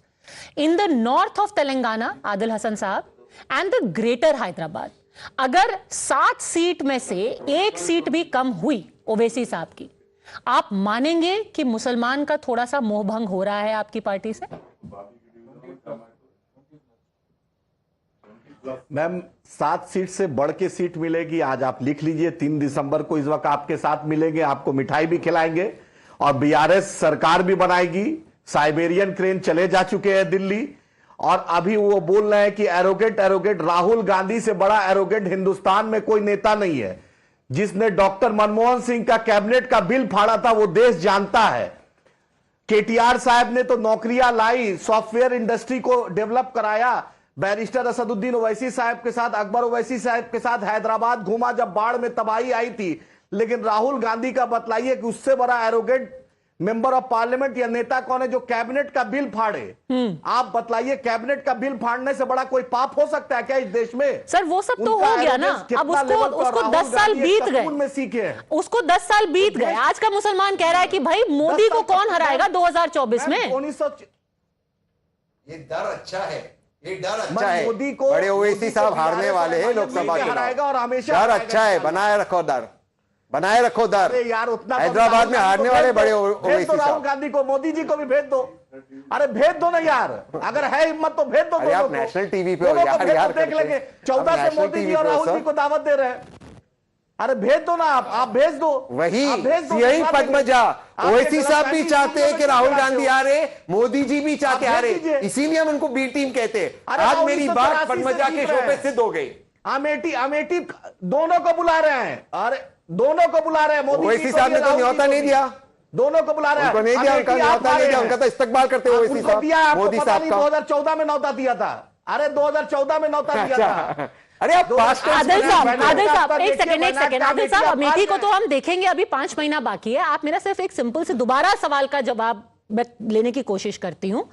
अगर 7 में से 1 भी seat कम हुई तो आप मानेंगे कि ओवैसी जी का, देखिए 119 में से एज इट इज उनकी 7 सीटें हैं, और 7 में से 1 भी कम हुई तो आप मानेंगे कि मुसलमान वोट उनके हाथ से फिसल रहा है। मैम हैदराबाद इस बार भी उन्होंने 2 एमएलए चेंज करने की नौबत आ गई उनकी, सिटिंग एमएलए चेंज किए उन्होंने। क्यों? 1 सीट भी नहीं हारेंगे। अगर इतना कॉन्फिडेंस है तो अपने सिटिंग एमएलए को क्यों चेंज किया? ये 7 मैम 1 सीट नहीं हारेंगे मैम। अरे चेंज नहीं करेंगे, नया लोग को मौका नहीं दे क्या? आप बोले उनका सीनियर हो गए थे, एज फैक्टर, सबको मौका देना चाहिए। अरे मेरे नौजवान कॉर्पोरेटर सब है, मेरे ऑर्गेनाइजेशन का वार्ड अध्यक्ष है, उन लोग को मौका मिलना चाहिए ना विधानसभा में जलवा दिखाने का। अरे एक आदमी 5-6 बार से था। Okay, Jivel actually, you know, this whole B team issue that you floated ended up benefiting the Congress more than anything. Case in point, anti-BRS vote went to the Congress. The more the Prime Minister said that, you know, KCR came to me and said that I want to join the NDA, that got the Muslims thinking, hey, if Mr. Modi himself is saying that KCR is my B team, why should I not trust him? Let me instead vote for the real Muslim savior, which is the Congress. Padmaja, I do not, for one, believe that the Muslim vote is a big factor in this election. I think we are emphasizing that factor. We are discussing it. We are giving it too much importance to it. It was purely, I think, a governance vote. Disappointment with BRS was very evident. And this because the people had certain expectations from the new state. They were promised a golden Telangana, particularly among the youth, among poor. There is certainly some amount of disenchantment. So I don't see this as a Hindu versus Then why Muslim. did you not capitalize on it? Case in point is Hyderabad. GHMC election, you won 1/3 of the total number of seats. Now in Greater Hyderabad, you are at 1, maximum 2. You are going nowhere else. Why? No, we don't believe that. We certainly will improve our tally in all regions, including Hyderabad, because in the last assembly election, we won only a single seat. Our numbers and our percentage of votes will go at least 3 times more than what we had got last time. number of seats, certainly we are not going to be in the top two. We might be a third party in the tally, but we will still have the numbers. Okay. Which will be a big factor, which will really help us emerge as a major force in next elections. Okay, in fact, we are just being told that Mr. Owaisi has tweeted saying that we will win all 9 seats. Remember 7 where he is sitting, where he has sitting MLAs, including his own brother Akbaruddin Owaisi, won by a margin of over 50,000 votes, and 2 more that he is contesting this time around, Jubilee Hills, where... Rajendra Nagar, which is outer Hyderabad, which is where the so-called settlers from Andhra are there, and Jubilee Hills, where Mohammad Azharuddin is contesting against him. So that's the latest coming in. Arvind Dharmapuri is also through here with us. Mr. Dharmapuri, your first reaction to the numbers, where it seems that the BJP is making gains, but nowhere close to where it was projected, where the Prime Minister himself said, "Ab ki baar Telangana mein BJP sarkar." Numbers don't bear that out. Okay, I don't know how many you are projecting. 5 to 7. 5 to 7 overall. I will win 5 in my parliament seat. Which so one? I would want to put few facts in front of you before you guys analyze further.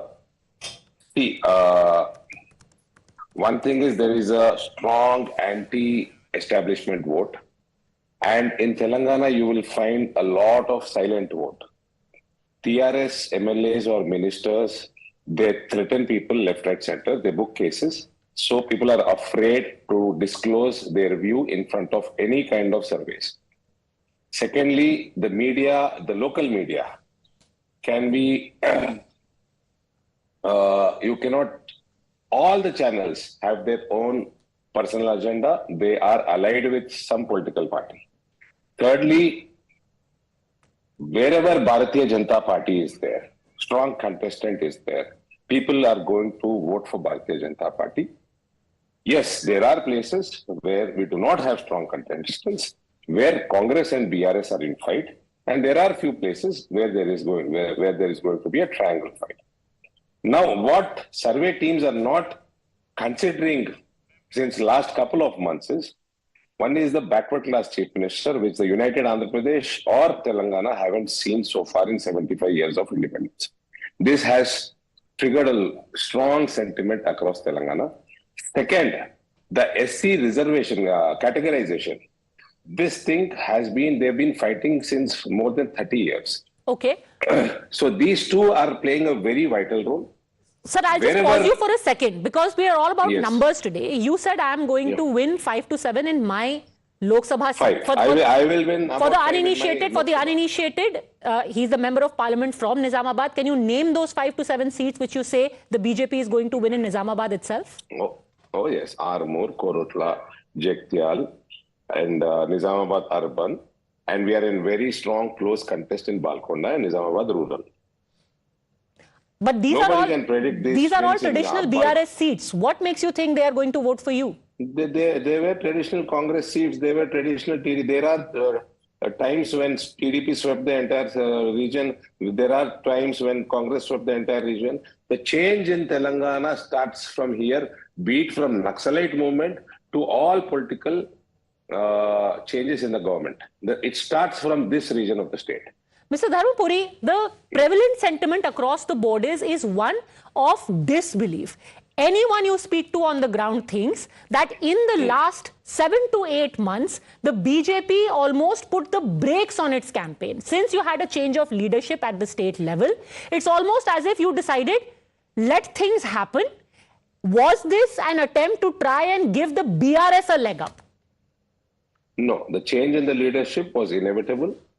You only see victories in Dubaka or Huzurabad or GHMC. You don't see losses of MLC. You don't see losses in Nagarjuna Sagar. You don't see losses across all municipalities in Telangana. So the change had to happen. It happened. And the BJP has picked up. Yes, there are few mistakes which we may have committed, not the change in leadership. And secondly, in last 1 month, these two decisions of Bharatiya Janata Party, they are making a hell lot of a difference. And the survey agencies, whoever is surveying, they have never considered the dip of TRS on a daily basis. What TRS carried the vote percentage in October or September. It's kept falling very, very, very drastically, especially in last 15 days. They haven't considered. And wherever, ma'am, let me just finish so that you can analyze. Yes. Wherever there is BRS and BJP fight, the backward classes consolidation and the SC vote consolidation towards BJP, wherever we are in fight, we are going to win. And where we are not in fight and where Congress and BRS is in fight, these votes, what we are going to poll, are going to affect Congress's victory. So let me just ask you, what would be your ballpark figure of where the BJP, Congress and BRS will stand on the 3rd of December? See, ma'am, what I could see, the rural women are going to make a lot of difference in this. They are going to decide this election, the rural women. And I could see a strong wave in them today in the polls on the ground. Adilabad and Nizamabad will give 8 to 10 seats for BJP in this state. These two parliaments will give you at least 8 seats in the state. Each? So you're saying you will go past No, not each. Adilabad total and 8 Nizamabad together will give you 8 to 10 seats. So you will have a total of what, 15 seats across Telangana? You can expect about, I would say 20 ke aspas, but I would definitely say if there is a strong wave, we might increase our tally. But I am very sure nobody is going to be close to 60. Okay, so you essentially are saying it's going to be a hung assembly. Our in-house analysts are also here. Very quickly, they have a question for you. JVC Shriram, you first, then Jay. So to Mr. Arvind Dharmapuri, the question is, this OBC and subcategorization, should it have happened much before? Not much time was there for your party to take this message into the voters. What is the feel we got when we went and hit the ground? Because we did the survey on the ground. What was it? By that time, the voters have already shifted from BRS to Congress. And then you came and announced these things. Should it have been happened much before? I have just my question to is Mr. Dharmapuri. Like interacting with a lot of field workers across political parties. Early in, I would say, even January 2022 or even 2021, there was a consensus that BJP will be projecting itself as the OBC party. In fact, they identified 4 OBC categories. The Munir Kapus, the Mudi Rajus, the Yadavas. Kapus. Yeah, and Kapus. Goats. And they said these are the 4 OBC categories. BJP is going to say it's a non-Dorai party. It's a non-Dora party. Yeah, I mean, even amongst the Karyakartas of the party, this was very clear about 2 years ago. Why was the BJP so late in acting? So late?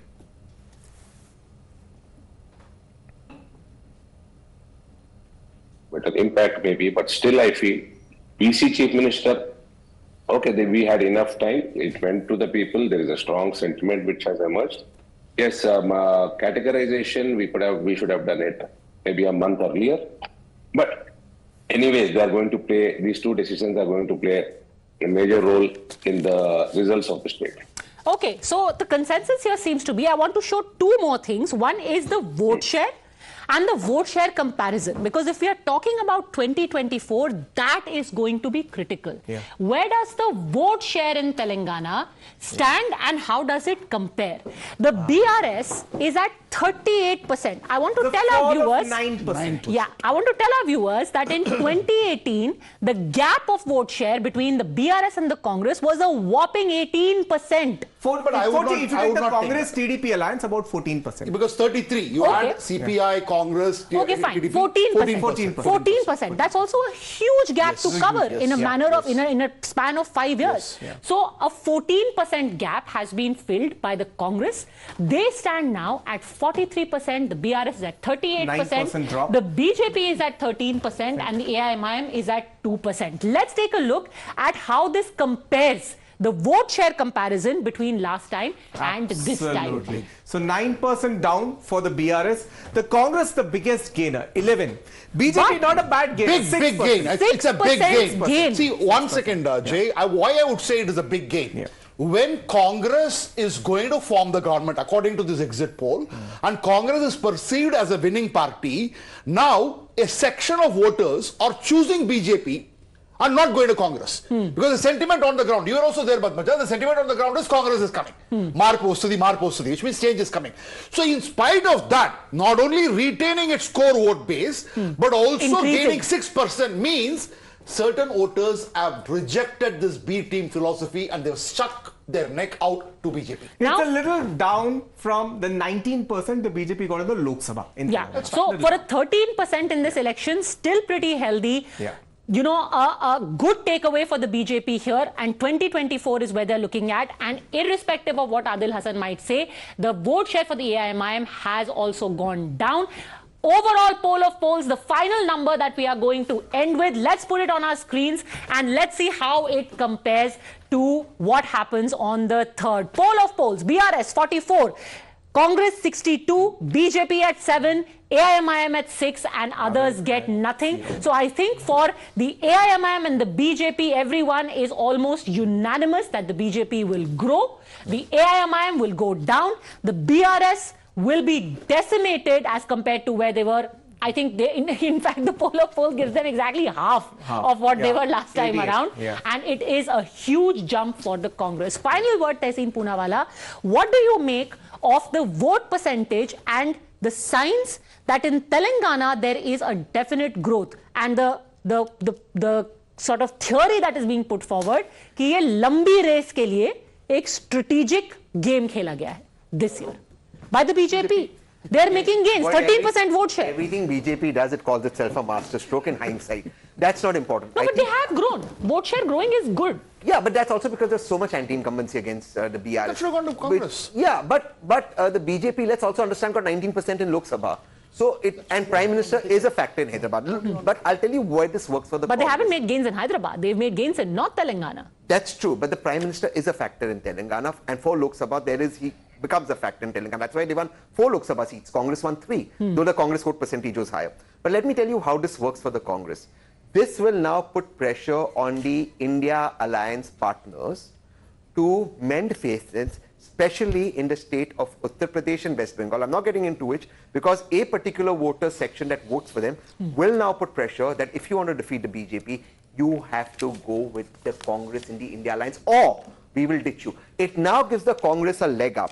It also, I repeat, gives the Congress political resources from Karnataka and from Hyderabad to take on the might of the BJP, because the BJP has a lot more strength.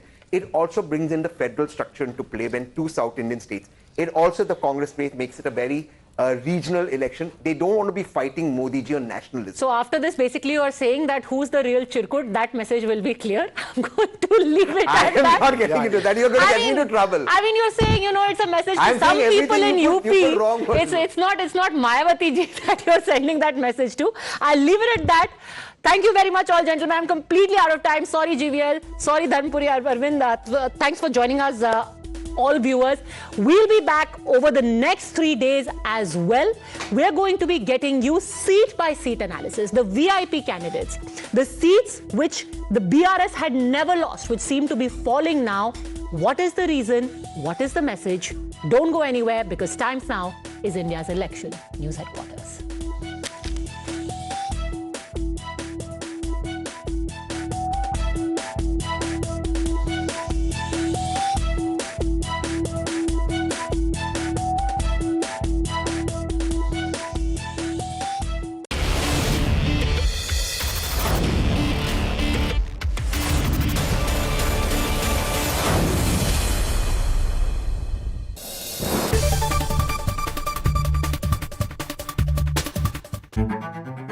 When journalism is led by integrity, and when experience meets passion, there's no scope for half-truths. When the noise drowns out the truth, and many lose sight of what is the real issue. I ask the legitimate question and uncover the whole truth. Don't tax the poor people who are using petrol, diesel to go to work or to send their children to school. I give you the complete picture in black and white. Not a colored opinion, facts that help you form your opinion. The News Hour at 9. Weeknights at 9, only on Times Now. She asks tough questions like no other journalist. आपके ऊपर तो कई घोटालों के भी आजकल आरोप लग रहे हैं। देश में सिर्फ एक बात की चर्चा है कि क्या बीजेपी राहुल गांधी से कर गई। She takes on the masters of Indian politics like no one else can. विपक्ष कम से कम उत्तर प्रदेश में ये कह रहा है कि आप हवा बना रहे हैं, निवेश कोई आया ही नहीं इस राज्य में। राहुल गांधी का कहना है कि देश में लोकतंत्र मरता जा रहा है, खतरे में है। Because she speaks for you the way no one else can. What about the charges against the government that this is a favored company by the government? How do you look at India on the world map of countries to watch out? Because your voice must be heard, your questions answered, above all else. Frankly speaking, with Navika Kumar. Can I have your attention, please? क्या आप दिन की सही शुरुआत ढूंढ रहे हैं?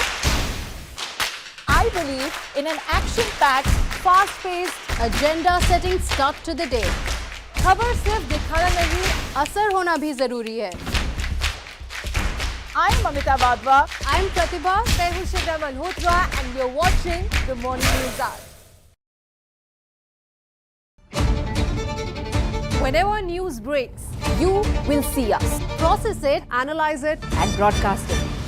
After the spot reporters, we are the first responders. We are at the front line of every news event. We are situation analysts, raw, live, and unedited. Pure news, pure passion. Times now, action begins here. When news is troubling. They rented this house right here and 3 days later she was murdered. When news is for common man. We are asking you for the Aam Aadmi that why the proper checks and balances were not done, sir. When news is for nation. Right now, I'm just few meters away from Pakistani post, which is acting as launch pads for terrorists. When news is exclusive. We are reporting from few miles away from the line of actual control. We report from ground zero. Times now. Action begins here. Explosive, exclusive, and beyond. The show that gets you the inside track. A deep dive into stories that matter. Raising questions you won't ask. Your voice is now our voice. Watch Blueprint with me, Meghna, And Pranesh. at 6:30 p.m. every weekday. Only on Times Now. When journalism is led by integrity and when experience meets passion, there is no scope for half-truths. When the noise drowns out the truth and many lose sight of what is the real issue. I ask the legitimate question and uncover the whole truth. Don't tax the poor people who are using petrol, diesel to go to work or to send their children to school. I give you the complete picture in black and white, not a colored opinion, facts that help you form your opinion. The News Hour at 9. Weeknights at 9. Only on Times Now. She asks tough questions like no other journalist. आपके ऊपर तो कई घोटालों के भी आजकल आरोप लग रहे हैं। देश में सिर्फ एक बात की चर्चा है कि क्या बीजेपी राहुल गांधी से कर गई। She takes on the masters of Indian politics like no one else can. विपक्ष कम से कम उत्तर प्रदेश में ये कह रहा है कि आप हवा बना रहे हैं, निवेश कोई आया ही नहीं इस राज्य में। राहुल गांधी का कहना है कि देश में लोकतंत्र मरता जा रहा है, खतरे में है। Because she speaks for you the way no one else can. What about the charges against the government that this is a favored company by the government? How do you look at India on the world map of countries to watch out? Because your voice must be heard, your questions answered, above all else. Frankly speaking, with Navika Kumar. Full coverage that India is hooked to, crisscrossing across election terrains. Rally Yatra, Road Yatra, and even Air Yatra. Hearing the voices that matter. Loan waiver का किसानों को जो आपने वादा किया था वो पूरा नहीं हुआ। Why are you making it so personal about Rahul Gandhi? दोनों प्रदेशों की स्थिति क्या देख रहे हैं? Insights from the high decibel blitz, covering every nook and corner. When it comes to the ballot test, Newsmakers speak only to Times Now. Minorities के लिए केसीआर जी, ओवैसी जी बहुत सारे स्कीम माइनॉरिटीज के लिए लेके आ रहे हैं, कांग्रेस भी लेके आ रहे हैं. Mainly you're attacking Revant Reddy on the RSS issue. ये जो गारंटी आपकी है, वो जीत की गारंटी बनेगी आपके लिए. Times Now, India's election news headquarters.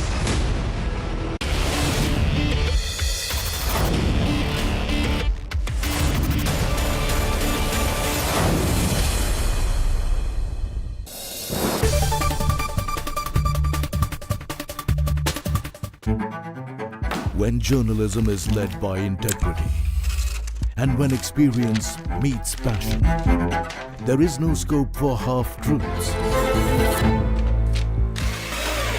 When the noise drowns out the truth and many lose sight of what is the real issue. I ask the legitimate question and uncover the whole truth. Don't tax the poor people who are using petrol, diesel to go to work or to send their children to school. I give you the complete picture in black and white, not a colored opinion, facts that help you form your opinion. The news hour at 9. Weeknights at 9, only on Times Now. She asks tough questions like no other journalist. आपके ऊपर तो कई घोटालों के भी आजकल आरोप लग रहे हैं. देश में सिर्फ एक बात की चर्चा है कि क्या बीजेपी राहुल गांधी से कर गई. She takes on the masters of Indian politics like no one else can. विपक्ष कम से कम उत्तर प्रदेश में ये कह रहा है कि आप हवा बना रहे हैं, निवेश कोई आया ही नहीं इस राज्य में. राहुल गांधी का कहना है कि देश में लोकतंत्र मरता जा रहा है, खतरे में है. Because she speaks for you the way no one else can. What about the charges against the government that this is a favored company by the government? How do you look at India on the world map of countries to watch out? Because your voice must be heard, your questions answered, above all else. Frankly speaking, with Navika Kumar. Can I have your attention, please? क्या आप दिन की सही शुरुआत ढूंढ रहे हैं? I believe in an action-packed, fast-paced, agenda-setting start to the day. खबर सिर्फ दिखाना नहीं, असर होना भी जरूरी है. I'm Amita Badwa. I'm Pratibha Tehushida Malhotra, and you're watching the Morning News Hour. Whenever news breaks, you will see us. Process it, analyze it, and broadcast it. After the spot reporters, we are the first responders. We are at the front line of every news event. We are situation analysts, raw, live, and unedited. Pure news, pure passion. Times Now. Action begins here. When news is troubling. They rented this house right here and 3 days later she was murdered. When news is for common man. We are asking you for the Aam Aadmi that why the proper checks and balances were not done, sir. When news is for nation. Right now, I'm just few meters away from Pakistani post, which is acting as launch pads for terrorists. When news is exclusive. We are reporting from few miles away from the line of actual control. We report from ground zero. Times Now. Action begins here. Explosive, exclusive, and beyond. The show that gets you the inside track. A deep dive into stories that matter. Raising questions you won't ask. Your voice is now our voice. Watch Blueprint with me, Meghna, And Pranesh. at 6:30 p.m. every weekday. Only on Times Now. When journalism is led by integrity and when experience meets passion, there is no scope for half-truths. When the noise drowns out the truth and many lose sight of what is the real issue. I ask the legitimate question and uncover the whole truth. Don't tax the poor people who are using petrol, diesel to go to work or to send their children to school. I give you the complete picture in black and white, not a colored opinion, facts that help you form your opinion. The news hour at 9. Weeknights at 9, only on Times Now.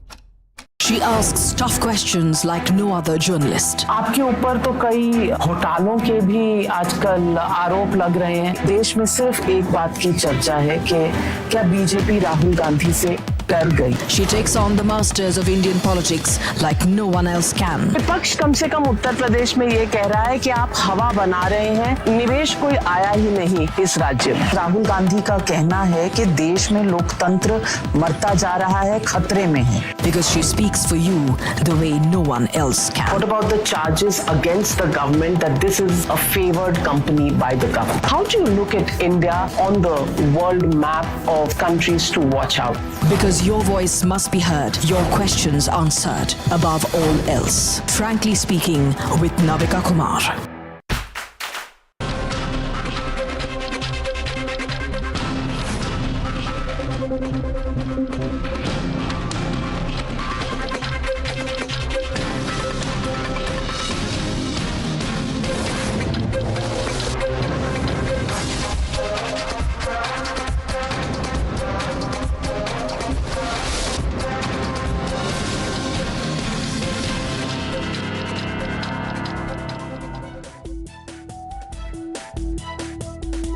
Good evening, ladies and gentlemen. There are few things as riveting as Indian politics. It's always a cliffhanger, it's always a suspense movie, and if anybody is watching television today, it's Paisa Vasool, because there are total upsets, there are a lot of surprises that are coming up. There's drama, there's betrayal, there's suspense, there's violence, and of course, the biggest of all, paisa, money. All brought together by the hunger for power. But as they say in Hindi, Janta is Janardhan. ये जो public है, ये सब जानती है. And the public has decided in these 5 states who they want as a government, who they want as their chief minister. The final power rests with the people of these states, and the voters of Madhya Pradesh, Rajasthan, Telangana, Chhattisgarh and Mizoram have made up their minds and made their choice when they pressed that button on the EVM. We will know on 3rd of December which party they picked, but this is critical for us to gauge the mood of the nation ahead of the crucial 2024 polls. So here on Times Now, ETG survey, we get you the most accurate and comprehensive projections backed by meticulously collated data from the extensive ground surveys with over 41,000 voters polled who actually came and spoke to our ETG representatives. And let's take a look at all the 5 states, the poll of polls, because there's no point talking about one poll. By this time, all the polls are out. So let's take a look at Rajasthan. Which way is Rajasthan going? Well, most polls say that it is going the BJP way, except 2 states, 2 polls giving it to the Congress. They're also slightly short of the margin. Access My India gives it 96, TV9 Polstat 92, Jan Ki Baat 73, 99, which is the exact same number Ashok Gehlot got in 2018. Republic gives 70, 81 ABP C voter. Average for the Congress is 82, and look at the BJP numbers, 118 by the ETG Times Now survey, 90 by Access My India, so neck and neck, 96 and 90, 102 by TV9 Polstat, so at least they're saying the BJP is ahead, short just above the halfway mark, 111 by Jan Ki Baat, 85 India TV, CNX, 122 by Republic, and 104, so average is 105. Thin majority, but majority in the average. That is how Rajasthan is stacked. Let's take a look at the others numbers, because when it is close, others can play an important role. So average number for others is 12. Which way they will go? But if this is the average, then BJP is past the halfway mark, 105. Well, I can see sleepless nights for all journalists, because who's going to be the chief minister will be the next battle that will have to be fought. Let's go to Chhattisgarh numbers now. And Chhattisgarh, Chhattisgarh ETG Times now gives 52 to the Congress and most other surveys. Access by India gives about 45, which is right halfway mark, but very thin. You know, can be a tricky one. ABPC voter 47, 45 again by TV9 Polstat. Jan Ki Baat 47, News 24, Chanakya 57, India TV, CNX is 51. So that's 49 on an average, which is Congress majority. For the BJP, well, these three are extremely close, and anywhere close to this number, the BJP is going to be in business. The other polls, of course, give it to the Congress, but these three polls we'll have to look at very closely, and the others then come into play. Three others. Which way is Chhattisgarh going to go? It's a cliffhanger. It's a cliffhanger. Every state is a cliffhanger at this point. Let's go across now to Madhya Pradesh. And Madhya Pradesh again. Look at these numbers. 117 to the Congress by the ETG Times Now poll and 111 to the BJP. 116 by TV9 Polstrat. 111 for the BJP. 102 given to the Congress party by Republic. And 124 to the BJP. Jan Ki Baat 113, 111. Access by India 79, 151. Chanakya 74, 151, and 125 and 100 by C voter. If you look at the averages, this is the story of the day. Madhya Pradesh, which was everybody before elections was giving it to the Congress party. Well, the poll of polls, the two outlier polls giving 151 to the BJP actually changed the scenario, and it's 123 going to the BJP, which is again, and 4 rebels can go very comfortably to the BJP's kitty. Let's take a look at Telangana coming up next. Telangana. Look at this. 4165 ET now Times Now ETG survey, 5354. Now, how does this really work? I'll have no nails left by the end of this evening. Republic 5354 again. News 24 Chanakya 3371 giving it to the Congress party. Jan Ki Baat 4756 giving it to the Congress party. CNX 3971 giving it to the Congress party. C voter giving it to the Congress party. But not quite. It's a hung assembly here. It's a hung assembly here. Hung assembly here. So at least 3 polls giving it a hung assembly. BJP. Can it play kingmaker with the BRS, A team, B team? Is that what's happening? AIMIM both in the kingmaker's position. Well, all right, that's a cliffhanger, and AIMIM also here. What's going to happen? That is the big question. Telangana, well, it looks even Stevens and a hung house.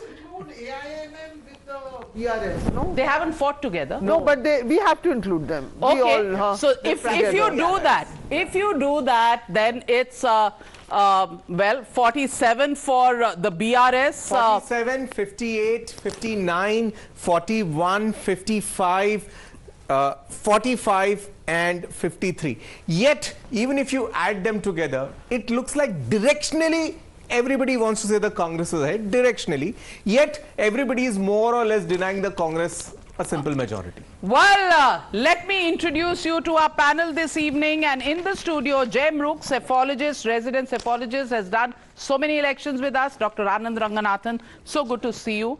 And steamed Chole Bhature coming up. If which side are you on? मैं science की तरफ से हूँ. Oh, Anand, it'll add to your weight.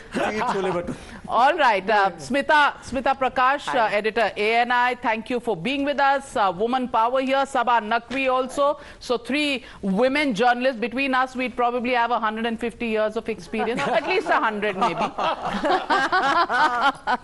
And let me also introduce fellow journalist Harshvardhan Tripathi joining us remotely. Thank you for joining me on Times Now. Let me introduce our political guest this evening. Amit Malviya, head of the BJP's IT cell, with us this evening. Ghanshyam Tiwari, national spokesperson of the Samajwadi Party. Dinesh Chaudhary, spokesperson of the BRS. Waris Pathan. Excuse me. We've been so excited all evening that the throat has gone for a toss.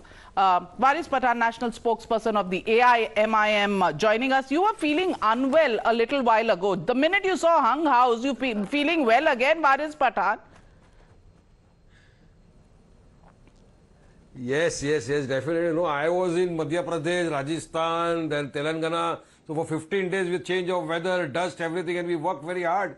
And I am confident, Navika, we will be the kingmaker. You are showing 6, but 7 we are winning with good margin. And the 2 seats which you have not shown, there also we will be winning. And definitely you will see KCR becoming the CM. Change of weather ही नहीं, change of fortune भी कहीं ना हो जाए. India won the semi-final, but they lost the final.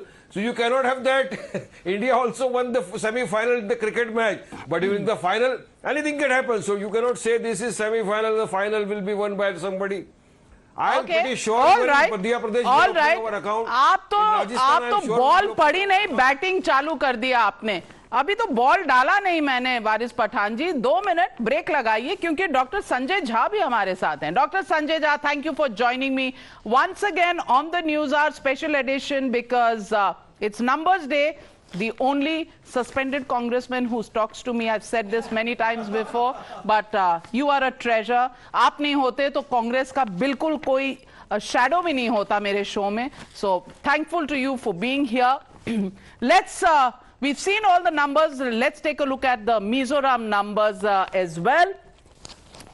And Mizoram numbers are here. MNF is 17, 14 to the ZPM and 8 to the Congress party, 1 to the BJP, 0 to the others. That's the ETG Times Now survey. ABPC voter gives 18 to the MNF. Direction is the same, and the BJP is not getting anything. CNX. It's the only state where all the polls have a consensus. Consensus, a total consensus over here. Yeah. I think there's a problem. The average is not there. There is a 0, 0, 0. So we are looking at 17 here, 15 here, 7 here, and 1 here. We need to fix this graphics, but the general direction is that it's hung house in Mizoram. Let's now look at all the numbers together, and Mizoram. These are the ETG numbers, and Rajasthan ETG gives it to the BJP. Madhya Pradesh, it's too close to call. Telangana goes to the Congress, Chhattisgarh to the Congress, Mizoram hung house. That's what ETG says. But let's take a look at the national takeaways. And if we look at the national takeaways, what's the big picture? Congress plans to expand its national footprint, which is been kept in check by the BJP if it wins both Rajasthan and Madhya Pradesh. Then the BJP has stymied the Congress's march. In the absence of a chief ministerial face, Prime Minister's campaign in Rajasthan and Madhya Pradesh critical. So brand Modi very much the winning factor. BJP's plan for southern expansion is dealt a setback in Telangana, and if 2 states go to the Congress party, it has ATMs coming up. That's the conversation. Congress's regional satraps Gehlot and Kamal Nath may fail to fire. At least the average numbers show that. Baghel, on the other hand, is the dark horse who has a pro-incumbency. Combined campaigning of the Gandhis unable to swing votes in Rajasthan and in Madhya Pradesh. Well, they didn't quite go very hard in Madhya Pradesh at least. And limited impact of caste census pitch by the Congress party in Rajasthan and Madhya Pradesh, because caste not really a big factor here, not working. Appeasement charge against Congress still has electoral traction. So appeasement is something that works for them. Muslim votes do come towards them. What that means for regional parties is something they'll have to worry about. Hung house in Mizoram may make Congress the kingmaker. So there could be some good news for the Congress party. The Congress's welfare pitch and guarantees received a mixed response. Madhya Pradesh, if it's not working, in Rajasthan, if it's not working, then there is a problem that they have. So let's get the first reactions. Amit Malviya, what do you think is working for the BJP? And some polls are actually saying that Rajasthan may go the Congress way. What will that mean?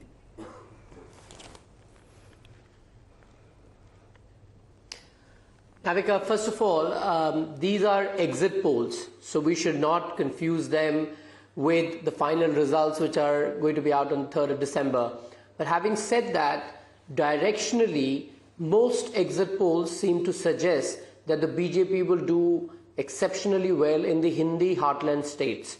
We are likely to win Madhya Pradesh, that is retain the state, also come to power in Rajasthan, and Chhattisgarh, a state where most analysts had not given us a chance at least 3 months ago, now have conceded that the BJP is in a dead heat contest with the Congress. If you were to ask me, my prediction of the election results on 3rd December is going to be 3-0 as far as these 3 Hindi heartland states are concerned. The BJP may well be ahead of the Congress even in Chhattisgarh, although quite marginally, but we could well be past the halfway mark. That's the sense that we're getting from the ground.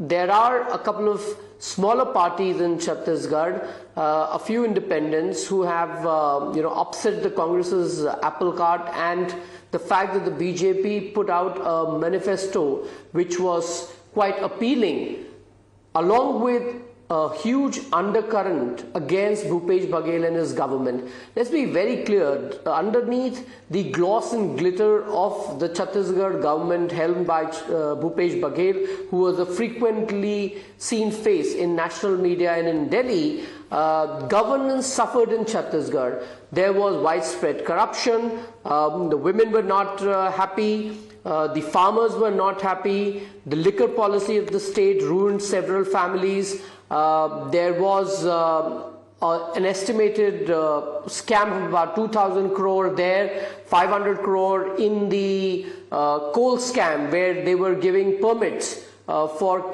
ferrying coal. That was completely done by the state government. All these things put together had put Baghel in the corner.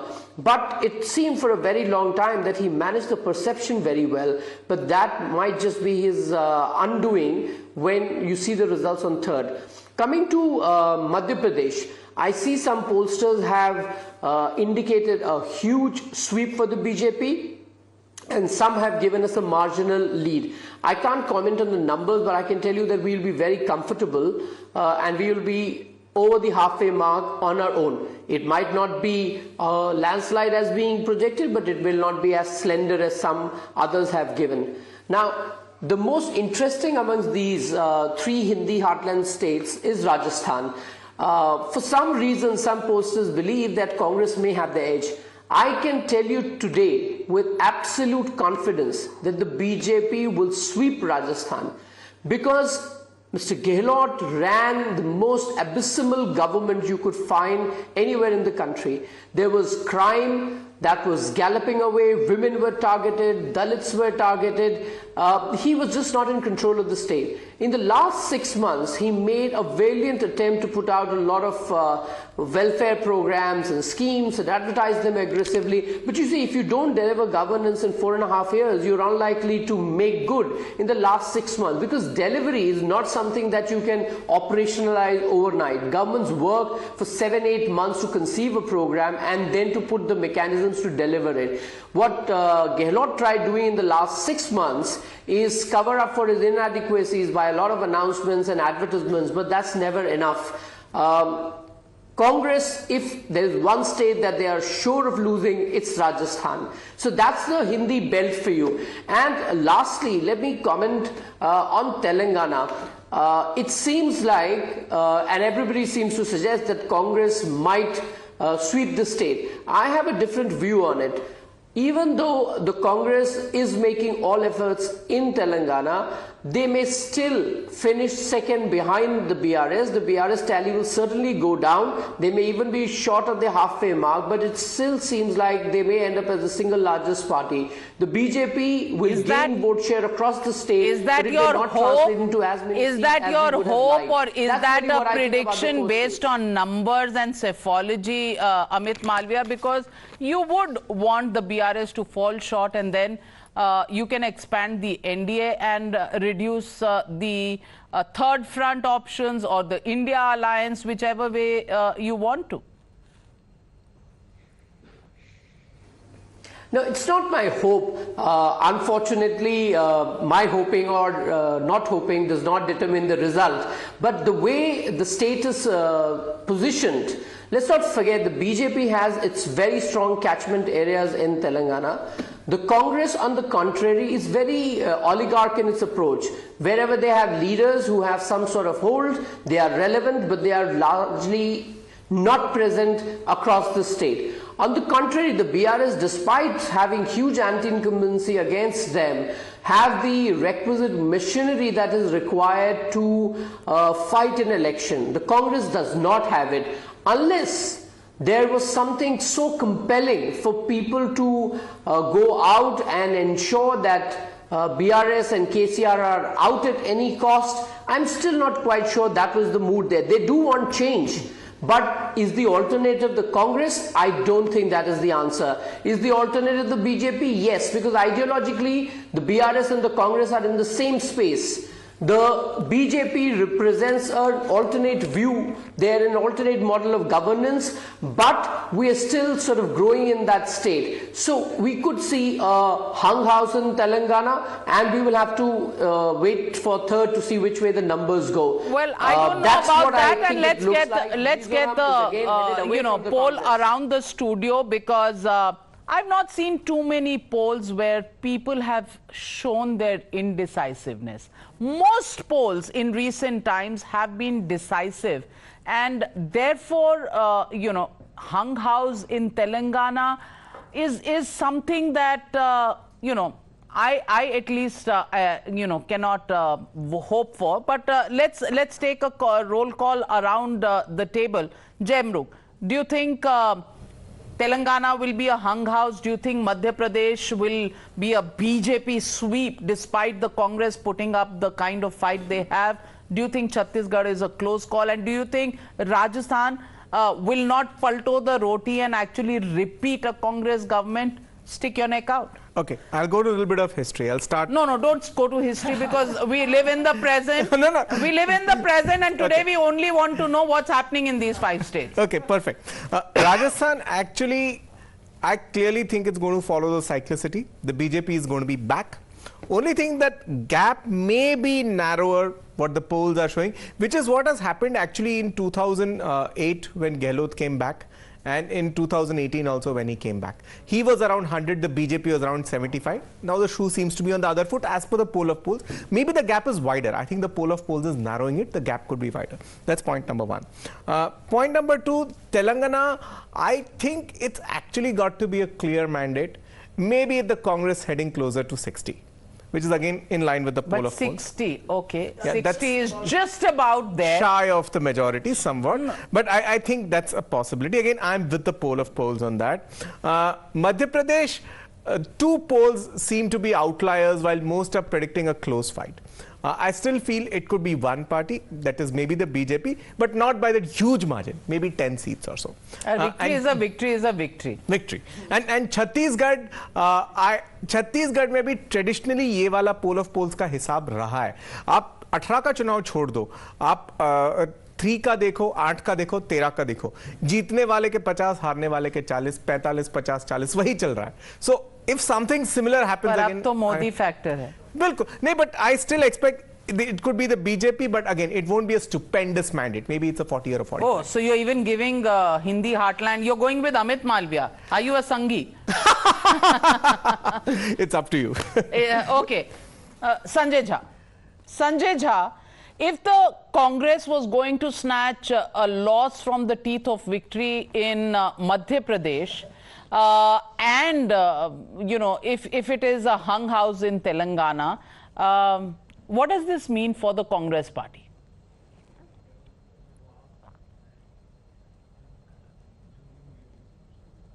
Sanjay Jha? Well, Navika, you know, I can see the exit poll is more like a riddle wrapped in a mystery inside an enigma.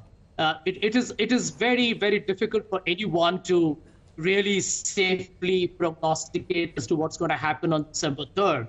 But here is the interesting point. If the BJP is going to look at two exit polls that give it a decisive win in Madhya Pradesh, then the same two polls are giving the Congress, in fact, near the majority in Rajasthan. So in that effect, it becomes basically a flip-flop. The Congress expected to do in Madhya Pradesh, loses Madhya Pradesh, but hopefully will win Rajasthan. So I think it becomes a zero-sum game. I believe that the big story of the election, Navika, is really the comeback of the Congress in Telangana.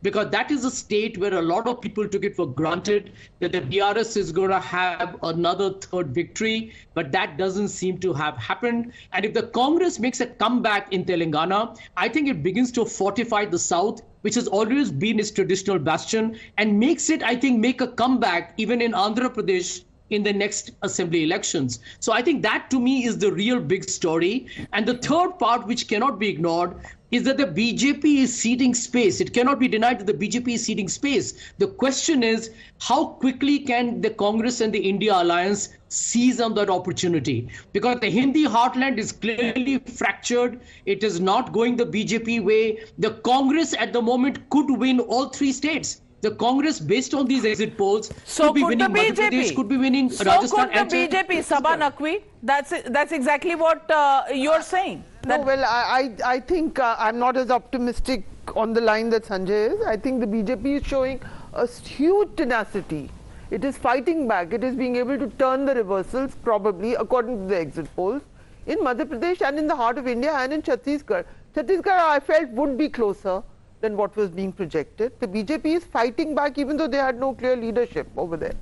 So they're doing that. And Rajasthan, well, I mean, in the Hindi belt, certainly even if the BJP ends up losing all the states, hypothetically, their capacity to fight, their capacity to be there, it cannot be seen as a mandate which is going to go into the next general election. The interesting result beyond the Hindi belt, we'll have to wait till the 3rd, as we all know. If the Congress actually manages to win in Telangana, then as I've said, they had Bangalore city, they'll have resources of Hyderabad, which is boom city. It is doing on certain indicators even better than Bangalore in certain fronts, and so they'll have another boom city if that happens. But it would be, we would have to sit down and analyze how can a party which does so much welfareism as KTR's party, I keep calling it TRS, which I think they should have stuck to that name, because they suddenly went Bharatiya Rashtriya Samiti. It was a party made on regional aspirations, and they should have stuck to that name. And the sudden thing, they have done a lot of welfareism. There's no doubt about it. If they get defeated, we have to analyze. These are turning out to be very interesting elections. Very interesting elections, but Anand Ranganathan, 2018, the BJP lost all of these states. And still in 2019, it increased its tallies. So what are we seeing? If the BJP does win 1 or 2 states and makes it a close call in Chhattisgarh or even wins it, and in Telangana, as Amit Malviya says, is part of the equation if it's hung house, what does it mean for national politics?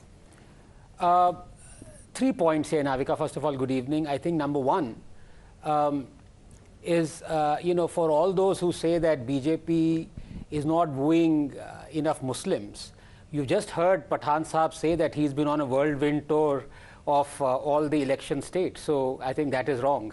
What is that? I haven't got B team. Extracted a smile out of Pathan Saab there. He's, look at him. ये आप लोगों का हैदराबादी बिरयानी का चलता रहता है. No, but 2 points here. I think the stories to be very honest, are Madhya Pradesh and Telangana. And let me go into a little bit of detail there. Please understand, 20 years of anti-incumbency. No one gave BJP a hope. Mamaji looks like he's done it. But if you were to analyze, let's go beyond the infighting in the opposition camp or Congress camp or any other state. You look at all the BJP ruled states. The first thing that Narendra Modi or Amit Shah or everyone, when they go for campaigning, they say double engine ki sarkar hai, double engine ki sarkar hai. Out here, they didn't mention that much. And you look at the evidence, it is the Modi engine that has not only pulled the train, but has pulled the almost defunct Mamaji engine, which is at the back.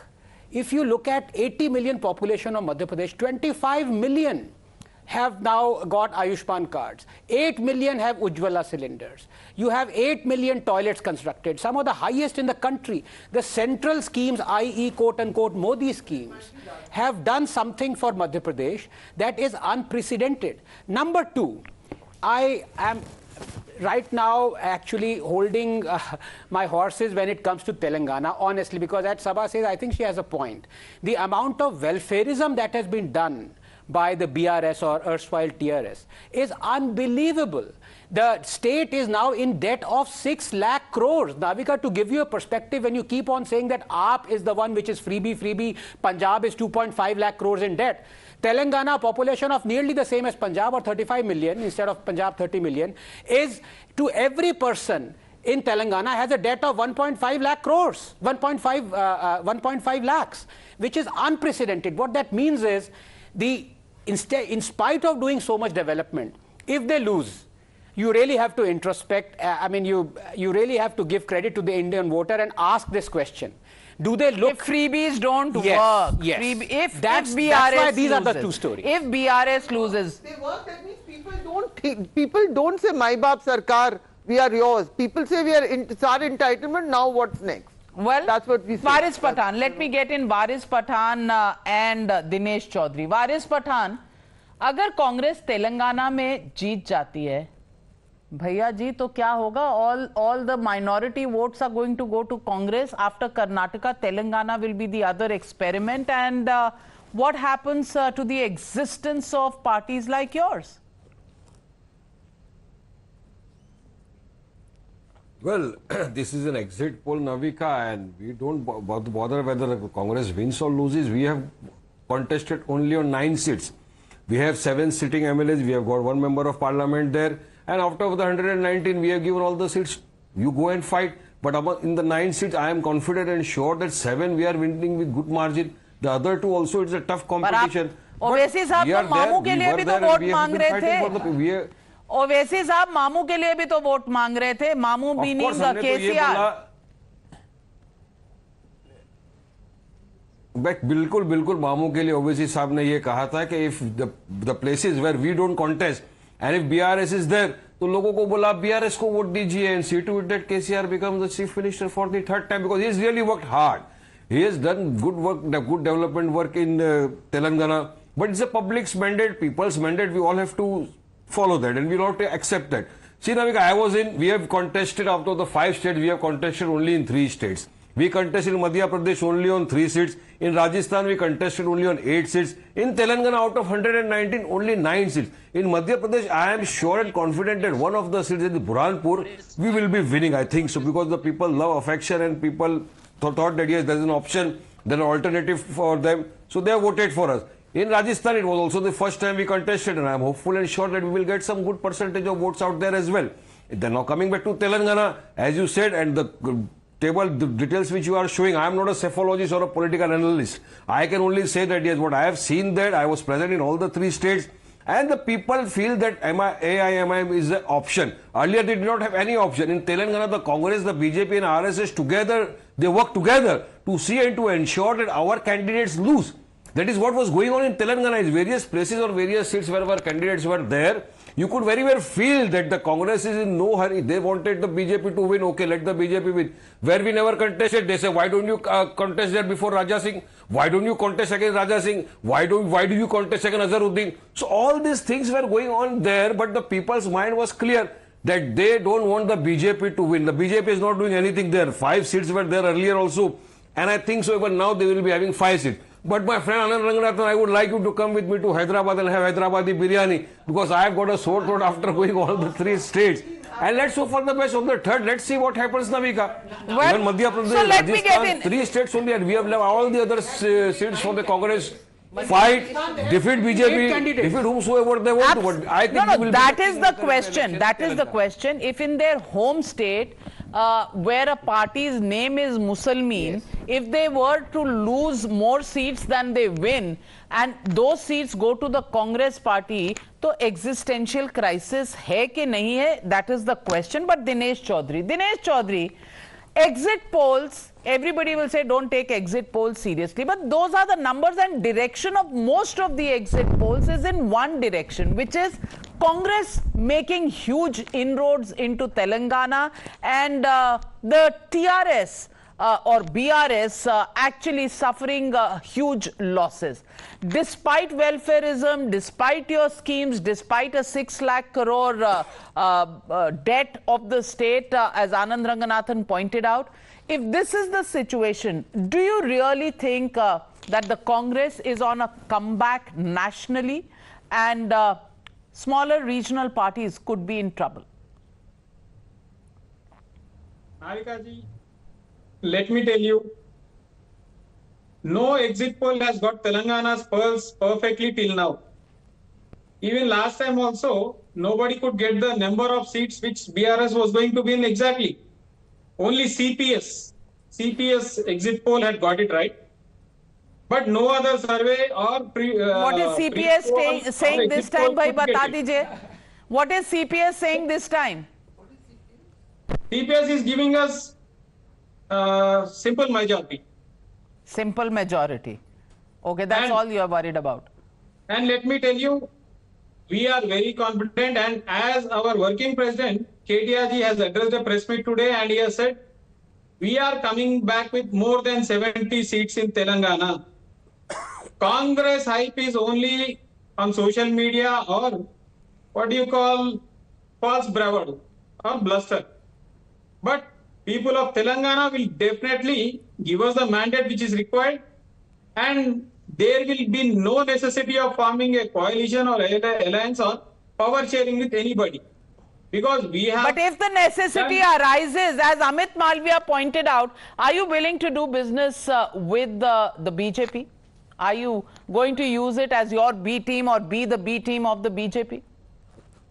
Navika ji, I am once again saying very categorically that scenario will not arise. There will be no necessity. If it does, life in politics is all about possibilities. Is that an option? Navika ji, just let me mention, even in Bengal elections, all the exit polls have given huge numbers to other parties other than TMC. But TMC came back very triumphantly, and Telangana will also be delivering the same message on December 3rd. And if unfortunately the scenario which you mentioned does arise, we will prefer to sit in opposition and fight on behalf of the people instead of sharing power with others. All right, all right. Brave last words, and kudos to you, more power to you.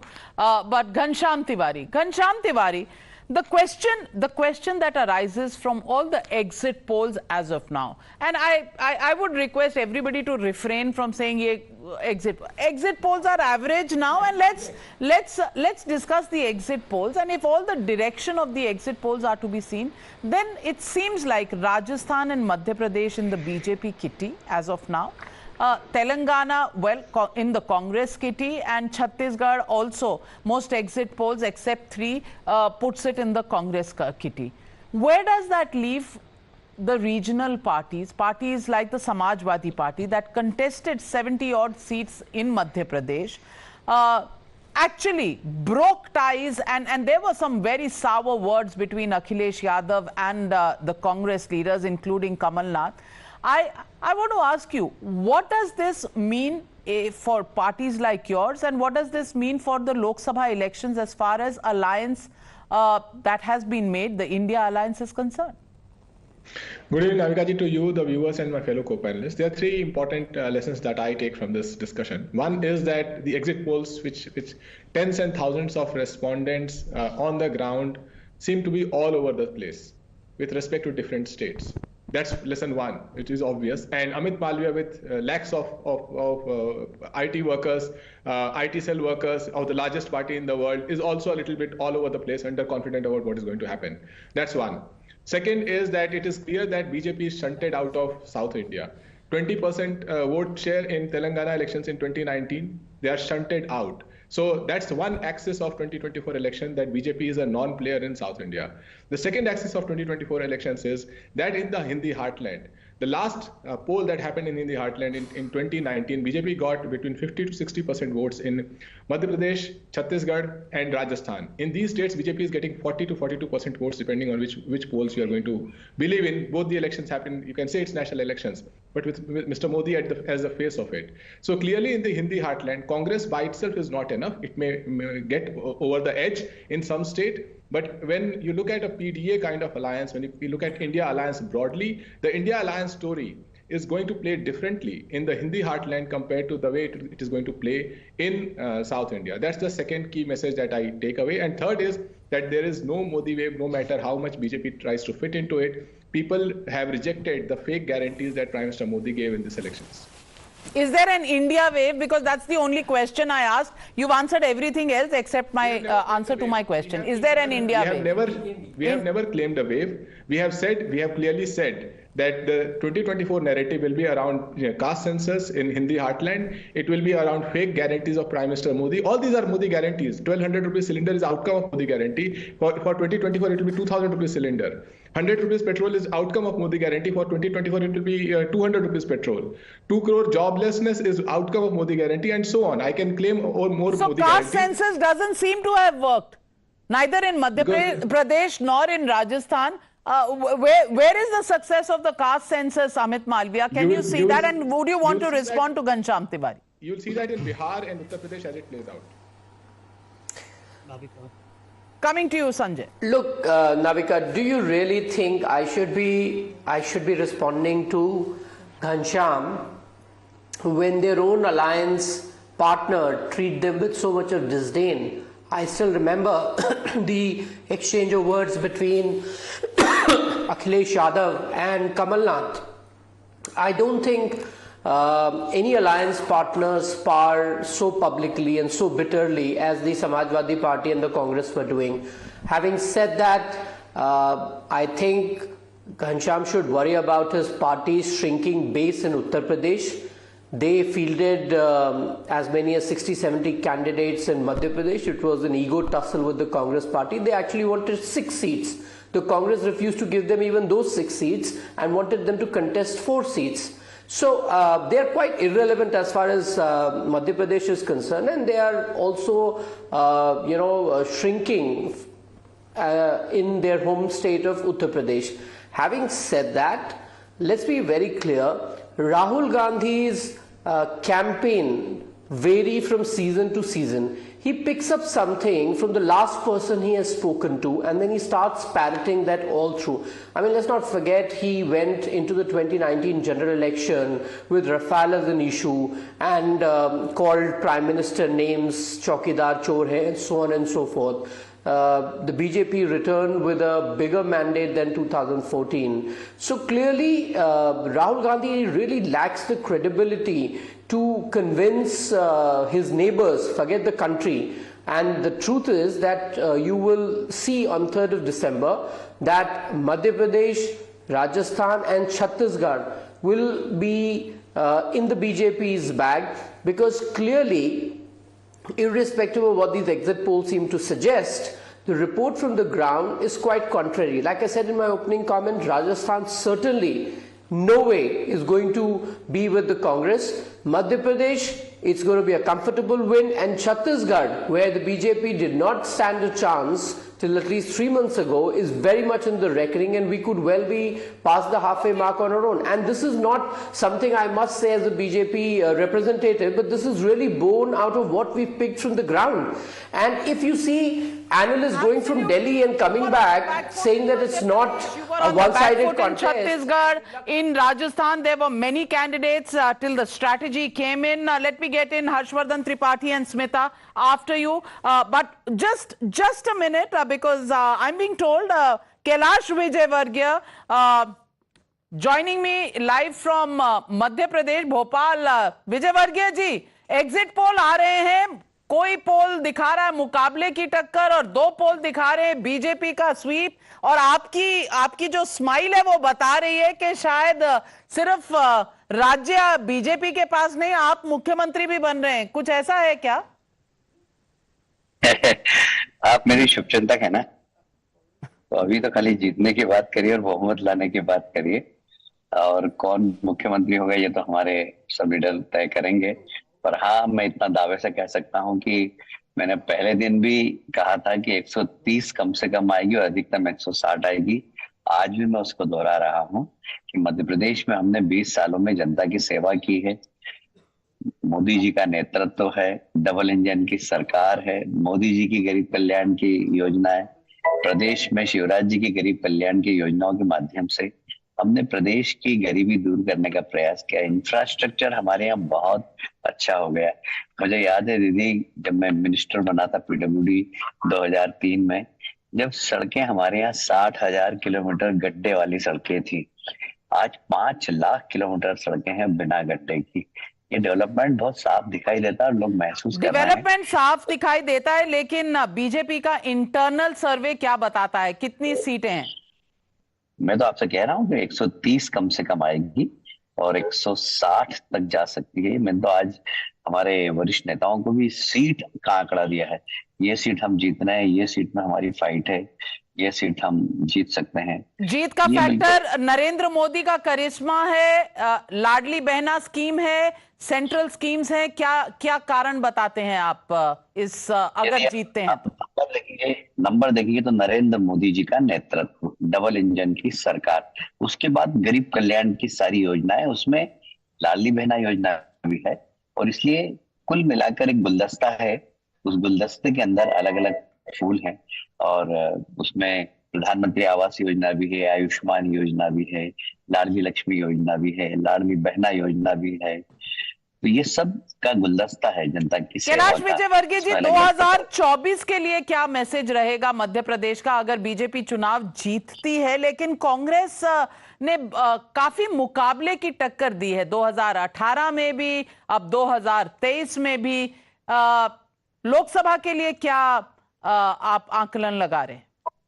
2018 में कांग्रेस ने जनता को धोखा दिया था, किसानों के कर्जे माफ करने का वादा किया था, बेरोजगार नौजवानों को 4000 भत्ता देंगे ये वादा किया था, सेल्फ हेल्प ग्रुप की जितनी महिलाएं हैं उनका कर्जा माफ कर देंगे, जितने अस्थायी शिक्षक गुरुजी थे उन सबको स्थायी कर देंगे. एक भी मांग पूरी नहीं की, और इसलिए पिछली बार चुनाव अच्छा नहीं लड़ा कांग्रेस ने, जनता को ठगा.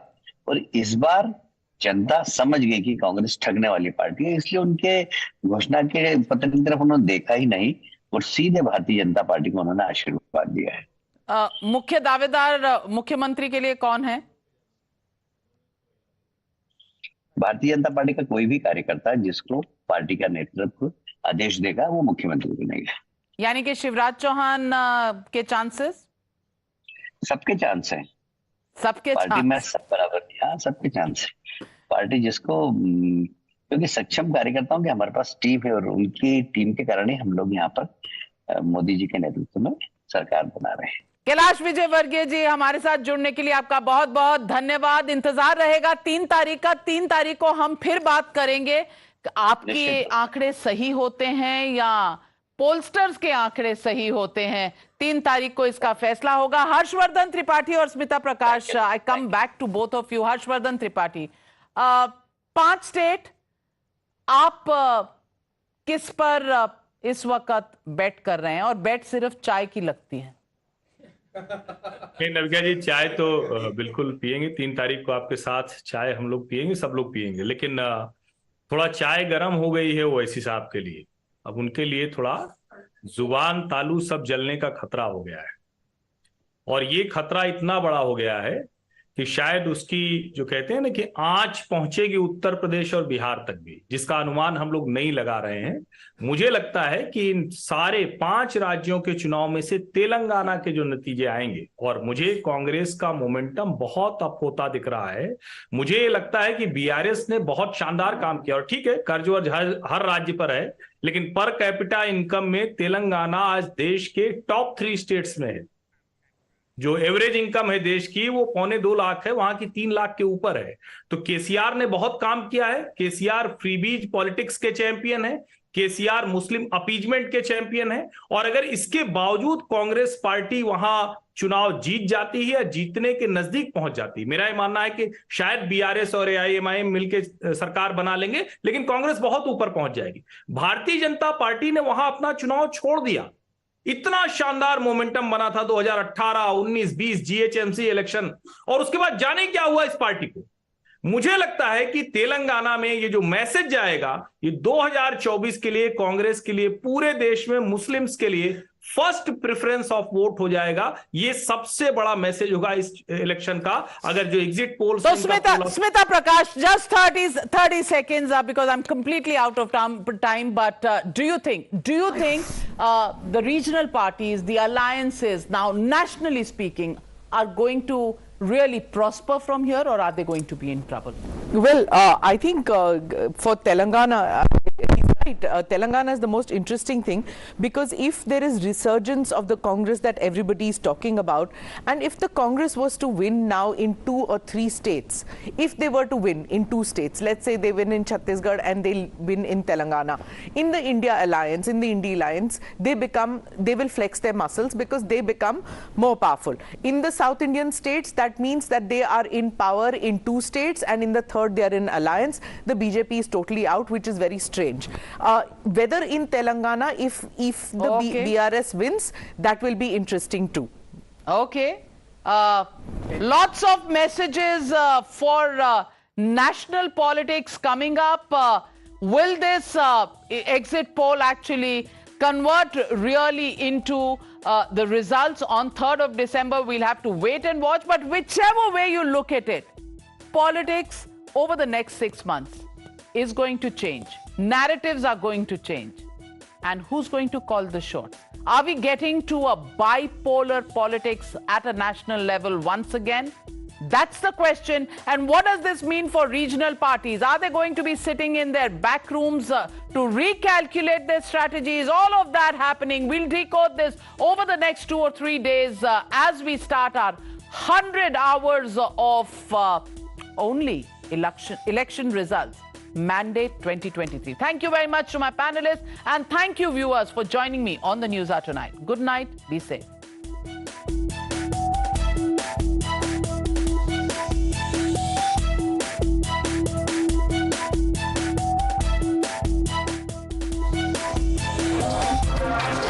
The News Hour at 9 will be right back after the break.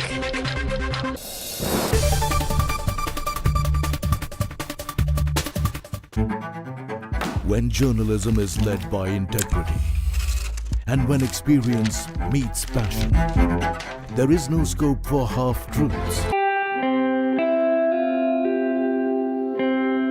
RP Sanjeev Goenka Group, growing legacies over 200 years. LIC presents Jeevan Utsav. Get life insurance with 10% sum assured for a lifetime. Contact your LIC agent today. Terms and conditions apply. Experience a new Verilux progressive lens designed with artificial intelligence so it can predict your natural eye movement. Verilux XR series for instantly sharp vision in motion and seamless transitions from near to far. Verilux by Essilor.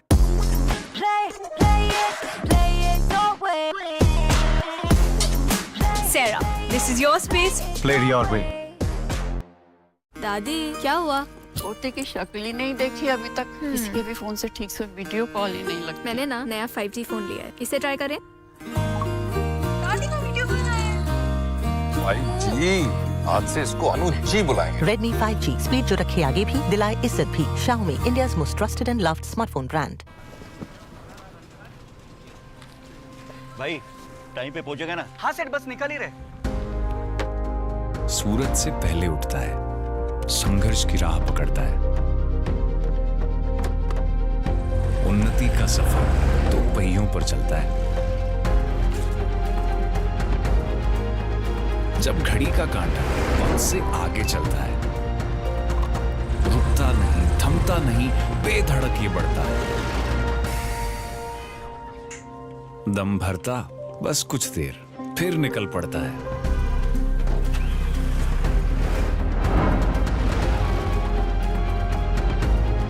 मिलते जाते हैं और भी राह। अरे इतने जल्दी कैसे आ गए? सबकी तरक्की की वजह बनता है। उन्नति का सफर तो पहियों पर चलता है। Presenting the new LPT range from Tata Motors. अब ड्राइवर प्रोडक्टिविटी होगी और भी ज्यादा। टाटा ट्रक्स, देश के ट्रक्स। फर्स्ट टाइम दाल? या नो पिन? छोटी सी पेमेंट्स के लिए पिन नहीं लगता, मेरा छोटा सा नुस्खा। लेकिन दाल तड़का के लिए दाल लगती है मेरा।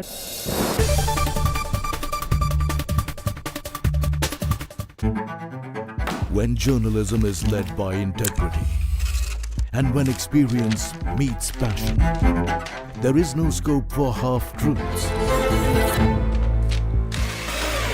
When the noise drowns out the truth, and many lose sight of what is the real issue. I ask the legitimate question and uncover the whole truth. Don't tax the poor people who are using petrol, diesel to go to work or to send their children to school. I give you the complete picture in black and white, not a colored opinion, facts that help you form your opinion. The news hour at 9. Weeknights at 9. Only on Times Now. She asks tough questions like no other journalist. आपके ऊपर तो कई घोटालों के भी आजकल आरोप लग रहे हैं। देश में सिर्फ एक बात की चर्चा है कि क्या बीजेपी राहुल गांधी से डर गई। She takes on the masters of Indian politics like no one else can. विपक्ष कम से कम उत्तर प्रदेश में ये कह रहा है कि आप हवा बना रहे हैं, निवेश कोई आया ही नहीं इस राज्य में। राहुल गांधी का कहना है कि देश में लोकतंत्र मरता जा रहा है, खतरे में है। Because she speaks for you the way no one else can. What about the charges against the government that this is a favored company by the government? How do you look at India on the world map of countries to watch out? Because your voice must be heard, your questions answered, above all else. Frankly speaking, with Navika Kumar. Can I have your attention, please? क्या आप दिन की सही शुरुआत ढूंढ रहे हैं? I believe in an action-packed, fast-paced, agenda-setting start to the day. खबर सिर्फ दिखाना नहीं, असर होना भी जरूरी है। I'm Amita Badwa. I'm Pratibha Tehushiga Malhotra, and you're watching the Morning News Hour. Whenever news breaks, you will see us. Process it, analyze it, and broadcast it. After the spot reporters, we are the first responders. We are at the front line of every news event. We are situation analysts, raw, live, and unedited. Pure news, pure passion. Times Now. Action begins here. When news is troubling. They rented this house right here and 3 days later she was murdered. When news is for common man. We are asking you for the Aam Aadmi that why the proper checks and balances were not done, sir. When news is for nation. Right now I'm just few meters away from Pakistani post which is acting as launch pads for terrorists. When news is exclusive. We are reporting from few miles away from the line of actual control. We report from ground zero. Times Now. Action begins here. Explosive, exclusive, and beyond. The show that gets you the inside track. A deep dive into stories that matter. Raising questions you won't ask. Your voice is now our voice. Watch Blueprint with me, Meghna, And Pranesh at 6:30 p.m. every weekday. only on Times Now. When journalism is led by integrity, and when experience meets passion, there is no scope for half-truths. When the noise drowns out the truth, and many lose sight of what is the real issue. I ask the legitimate question and uncover the whole truth. Don't tax the poor people. When it's elections, it's Times Now. From the 30th of November to the 3rd of December, 100 hours of non-stop coverage. Canvassing across 5 states. The most exhaustive ground reportage. Big issues on which you're taking on the government. The biggest names and tallest leaders. Times Now, India's election news headquarters.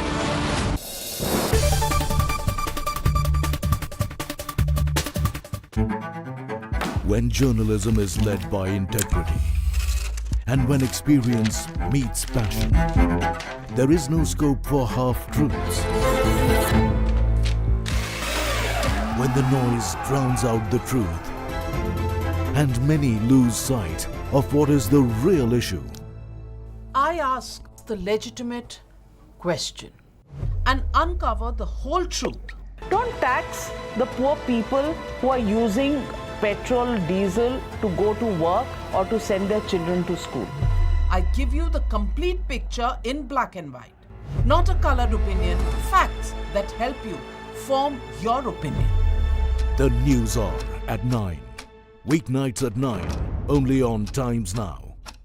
She asks tough questions like no other journalist. आपके ऊपर तो कई घोटालों के भी आजकल आरोप लग रहे हैं। देश में सिर्फ एक बात की चर्चा है कि क्या बीजेपी राहुल गांधी से डर गई। She takes on the masters of Indian politics like no one else can. विपक्ष कम से कम उत्तर प्रदेश में ये कह रहा है कि आप हवा बना रहे हैं, निवेश कोई आया ही नहीं इस राज्य में। राहुल गांधी का कहना है कि देश में लोकतंत्र मरता जा रहा है, खतरे में है। Because she speaks for you the way no one else can. What about the charges against the government that this is a favored company by the government? How do you look at India on the world map of countries to watch out? Because your voice must be heard, your questions answered about.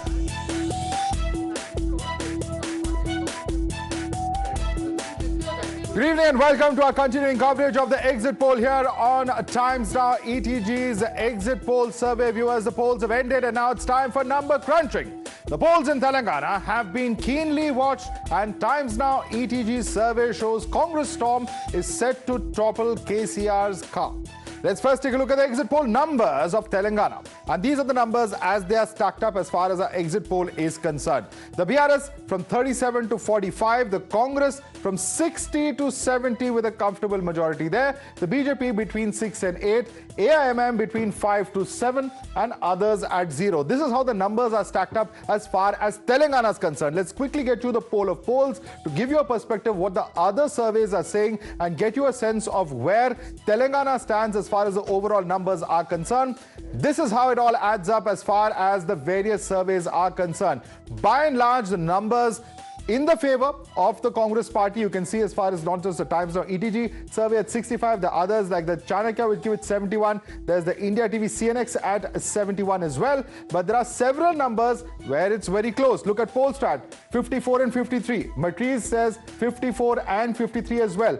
There's of course Jan Ki Baat which says 56 and 47, and they're giving larger numbers to the BJP at 10 over here. So what does this all completely mean? The total number of the poll of polls still gives advantage to the Congress at 61 and the BRS at 45. That's as far as the total numbers are concerned. We'll now quickly get in a word from the state in charge of the AICC of Telangana. Joining us at the moment is Manikrao Thakre.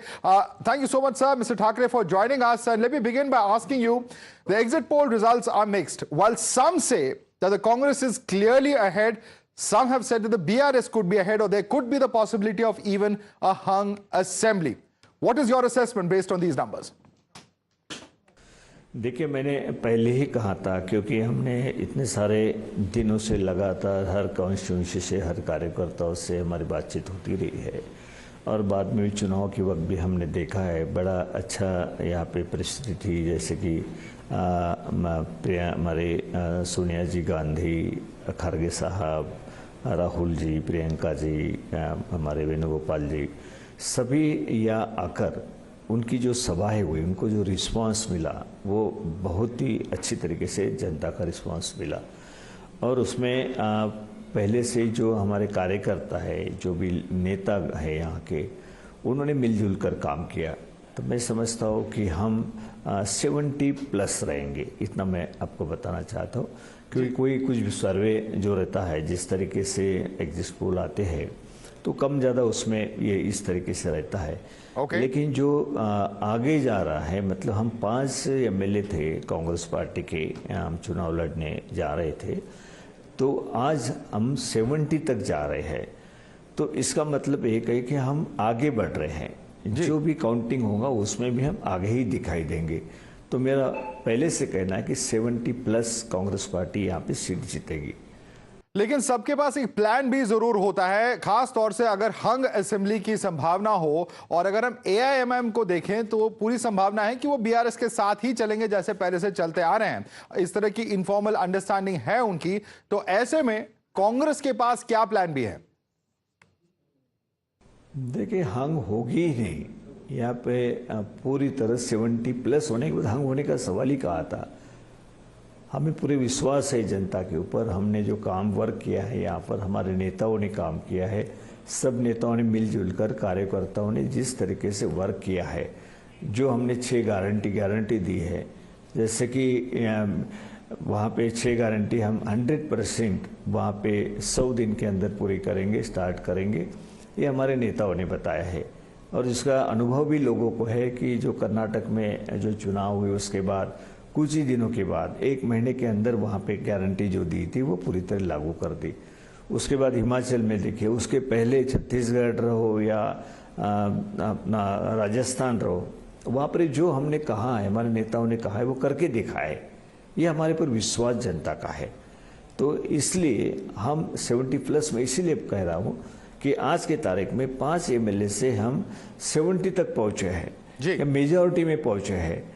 तो इसका मतलब साफ है कि Congress party पर जनता का विश्वास है। और लास्ट सवाल, कांग्रेस के नेतृत्व पर विश्वास है। ठाकरे जी, एक सवाल मैं आपसे जरूर पूछना चाहूंगा, जैसे अगर 70 सीट आपके आ रहे हैं तो चीफ मिनिस्टर फेस कौन होगा? क्या रेवंत रेड्डी होंगे जो आपके कैंपेन को लीड करते आ रहे हैं, या कोई और होगा?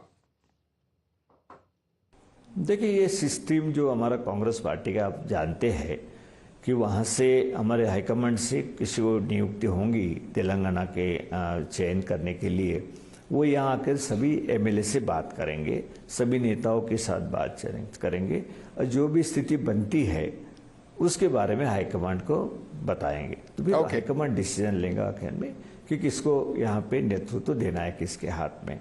हमारे पास तो पीछे से प्रश्न है, बाकी सीनियर नेता है। So no clear answers there. No clear answers there coming in from Mr. Thackeray. Although Revant Reddy is the man who has pretty much led from the front for the Congress in Telangana as far as its campaign is concerned, directly taking on Chief Minister KCR as well as his family members. But when it comes to Telangana, all eyes were on the question of the minority vote. Both the Congress and the BRS went all out to woo minority voters. But who was the favorite of the minorities? Let's take a look at the numbers from the Times Now ETG survey to get a better sense of what's actually happened on ground. Now, this is as far as how the votes have come out as far as the Muslims are concerned. In BRS, 51%, Congress at 45%, MIM at 4%. Now, this number is very interesting because it's been neck to neck in the past elections. If you look at the historical data in both the last Lok Sabha election as well as the previous assembly election, the context has been that they've just been about a percentage apart. This time round, Congress's minority guarantees or declaration does not seem to have enthused or galvanized the Muslim voters in the state of Telangana. Pretty much the promises that have been made by BRS have in fact been what has worked, or at least have helped them to retain their minority vote bank. So what are the big takeaways from this? Let's take a very quick look at that as well. Takeaway one is that the Congress's Muslim declaration has failed to galvanize voters. The next takeaway very quickly that we'll be bringing to you on the screen is that the regional player BRS still is the favorite of minorities in Telangana. Takeaway number 3, KCR has retained the support with his pro-minority promises that he has made. We've seen talks of IT parks for minorities, so on and so forth being made. Takeaway 4 is that Congress's Karnataka model doesn't seem to have enthused minorities, at least going by the numbers that we have at the moment. OIC throughout the campaign kept making Congress RSS barbs, and those barbs that he hurled have hurt the Congress. In fact, referring to Revanth Reddy directly as RSS Anna time and again throughout the campaign. So these are some of the takeaways here. Let me quickly open this up and take this across. Okay, let's now listen in. I actually interviewed Revanth Reddy a few days ago. I posed this very question of the barbs coming in to his way about his previous association with the RSS. Here's how he answered that question. क्योंकि ओएसी बार बार आपको RSS आना ऐसे करके पुकारते हैं, तो इसको आप कैसे, इसको परसेप्शन को कैसे आप इसको ठीक करेंगे या उसको कैसे? नहीं, मैं ठीक करने का कोई जरूरी नहीं है। झूठ बोले तो सच्चा थोड़ी हो जाएंगे। मैं 2 सवाल पूछा था असदुद्दीन ओवैसी जी को। आप इतना देश में चुनाव लड़ रहे, उत्तर प्रदेश में 100 सीटों में लड़ा, वेस्ट बंगाल में लड़ा, बिहार में लड़ा, महाराष्ट्र में लड़े और कर्नाटक में भी। तेलंगाना में गोशा महल एक असेंबली है, वो असेंबली के अंदर ही आपका दारसलाम आती है, आपके हेडक्वार्टर्स। गोशा महल से राजा सिंह मिले, वो BJP.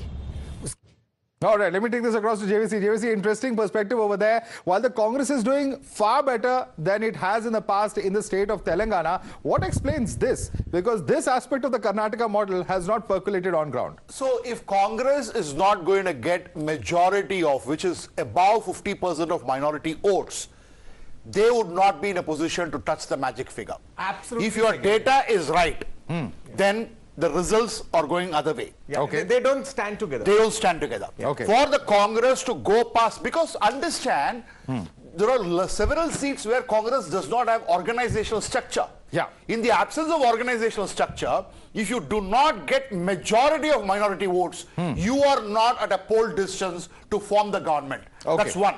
Number 2, I would also make one statement here. Revanth Reddy's victory in 2019, many people attributed that RSS Sangh people who are probably not very active in Sangh now, but they have their association, ex-ABP people. Okay. They all worked for Revanth Reddy because he's our bidda. Okay. Okay, that's an interesting perspective. And in fact, let me quickly introduce some of our panelists. Tushar Gupta is with us, Tehseen Poonawala here in our studio. We also have Saba Naqvi, senior journalist, joining us. Jayam Rukh, of course, continues to be with us in the studio. But joining us from outside, Sanju Verma, national spokesperson of the BJP. We have with us Asif Sohail, political analyst, joining us, as well as Mir Zulfikar, AIMIM candidate. Asif Sohail, I'm going to come to you in just a minute, but I want to take this question across to Mir Zulfikar. Mir Zulfikar ji, आप क्या कहेंगे? कांग्रेस इस बार minority voters को इंथूज कर पाई है, नहीं कर पाई है, और अगर ये डेटा जैसे सजेस्ट कर रहा है कि नहीं कर पाई है, तो उसके क्या कारण रहे हैं?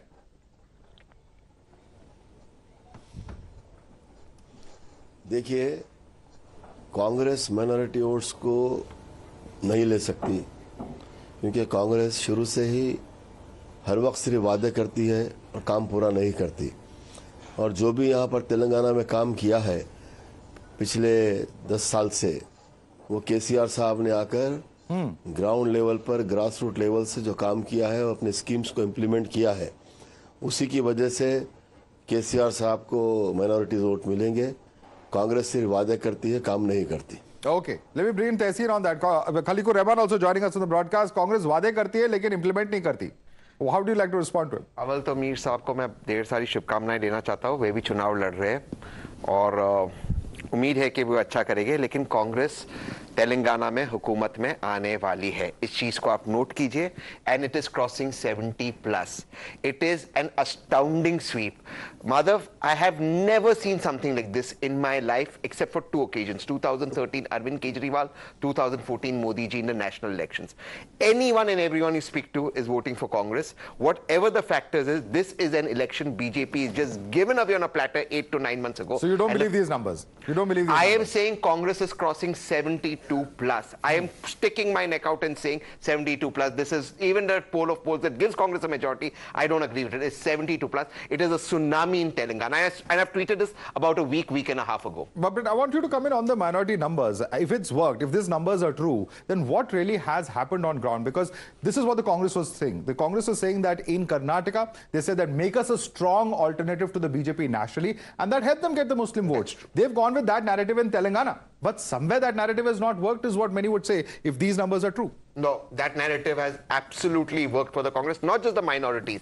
Everyone in Telangana has wanted change. And it's astounding because the 4 or 5 reasons why people have voted Congress, most people didn't have much negative to say about KCR, sir. Okay. But they were very, very irritated with KTR and Kavita. They thought that KTR in particular was very arrogant. This is what I'm telling you, the feedback we've got. Second, the MLAs. KCR, sir, did not make this, repeated his MLAs. He had promised to change them. He didn't do that. With the change in leadership in BJP, they went soft. Okay. And one factor, Sonia Gandhi. A lot of the voters have voted for Sonia Gandhi because it was her last. Okay, one by one. Let me get in a response from the BRS now. Joining us is Khaliqur Rahman, spokesperson. Khaliqur Rahman, you heard Tehseen Poonawala describing the factors. He's saying that there are certain members of the family who he believes were not popular, but also as far as the way the minority votes went, many would say, we saw how the BJP, the Prime Minister, even accusing the BRS of engaging in politics of appeasement, promises as far as an IT park for Muslims are concerned, or even increasing the various schemes, etc., budgets drastically. All of these are questions that have been raised through the course of the campaign. How do you react to all of that? Khaliqur Rahman. Yeah, first of all, good evening to all my co-panelists and good evening to all your viewers. Thank you for having me on your show.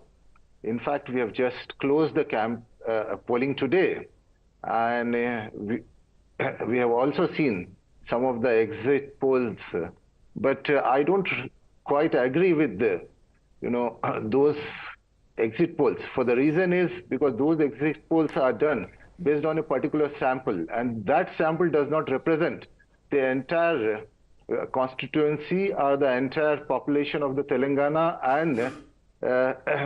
and what they think about the particular leaders or the particular parties. So it represents only a particular section of the society, so based on which we cannot, because we have seen in 2018 that they had said that the Congress was actually sweeping, and they had shown the similar numbers way back in 2018. But you have seen, because sir, our exit poll is showing that you've bettered your performance amongst the minorities. Are you not going to believe that also? No. That's what I'm coming to. Because in this last 9.5 years of our governance, we have in fact worked for the inclusive growth of every section of the society. It's not just only the Hindus or the Muslims, and we have never done the appeasement politics. We have always done. Let me talk. Why? Just tell me, if there's no appeasement, how can you have an IT park only for Muslims? Please explain this, because no one can understand this. How can you have an IT park which only Muslims will work? How are you going to implement it? And how do you implement it? So you say from the security to the data manager to the GM will be a Muslim, you're going to see his religion. I mean, how is it possible? Even the Muslims know you're conning them. Why would you con people this way? How is it possible? Explain. Today, explain on the show. Yeah, let me explain. As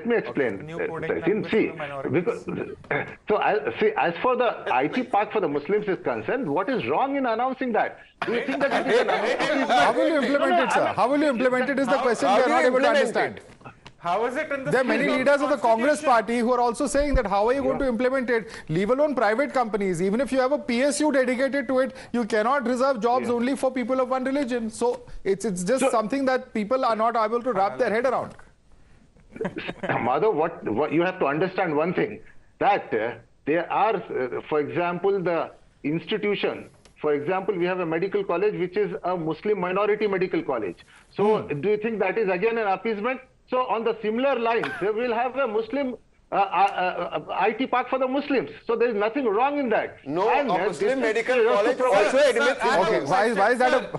Okay, in any part of the world, in any part of this big beautiful world, have you heard of a company that chooses to employ just the whites, just the Jews, just the blacks, just the Africans, just the Russians, just the Indians, just the Hindus, just the Christians, just the Buddhists, just the Jains, just the Sikhs?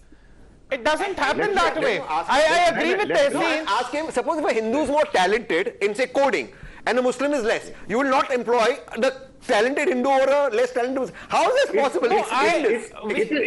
It is not like that. I try to understand.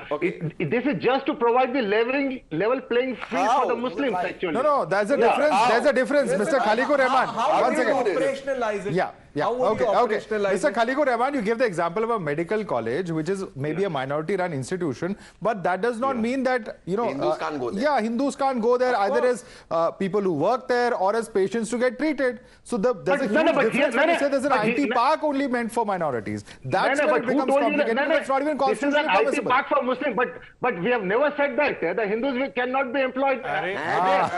Because you cannot jump into the conclusion. Like the example you gave, in a Muslim minority medical college, the Hindus can also be admitted. Likewise, here, maybe the majority of the employees will maybe Muslim. Playing a test match. Okay, we are going around in circles.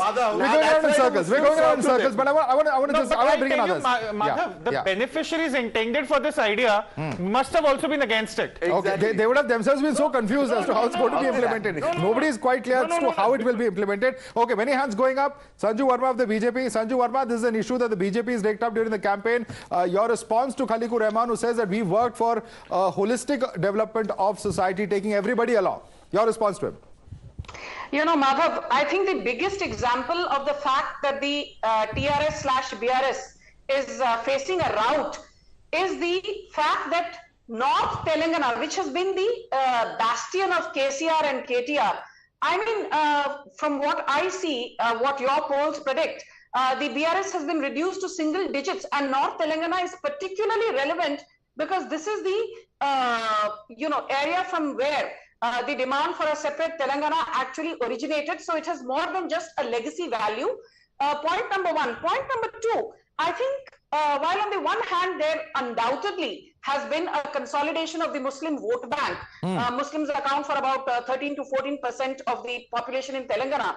The fact that rabid polarization is being rejected is best showcased by the fact that in the old city, in and around Greater Hyderabad, which accounts for about 24 odd seats, while the BJP has stuck to its tally, the Congress has seen a marginal improvement. The BRS is actually seeing a rout there as well. Okay. And the INIM is also seeing a rout. Asaduddin Owaisi says that we will win all the 9 seats this time around, but the fact is that he will not even be able to hold on to the 7 seats that he won last time, and their tally might actually fall from 7 to 6. Is what your pundits are predicting, and which is something that which needs to be taken cognizance of. So I think rabid polarization does not work. Point number one, there is an anti-establishment vote against the TRS/BRS. The Congress has done well to capitalize on that. There is no denying that. But point number three, from being a party with just 1 seat, we just got 1 seat in 2018 Telangana Assembly polls, to the fact that even on conservative estimates, pollsters are saying we will win about 6 to 8 or 7 to 9 seats. I think that's coming a long way. Okay. The most important point is I don't think the Congress is going to win on its own 60 plus seats. I think that is... Well, we will get into that point, but let me quickly bring in Asif Sohail as well. Asif Sohail, it is, the politics of polarization that has been played out by the BRS and the MIM too, which should have ordinarily benefited from that at this point of time in terms of its total seats, is seeing a possible dip, even though it's a marginal one.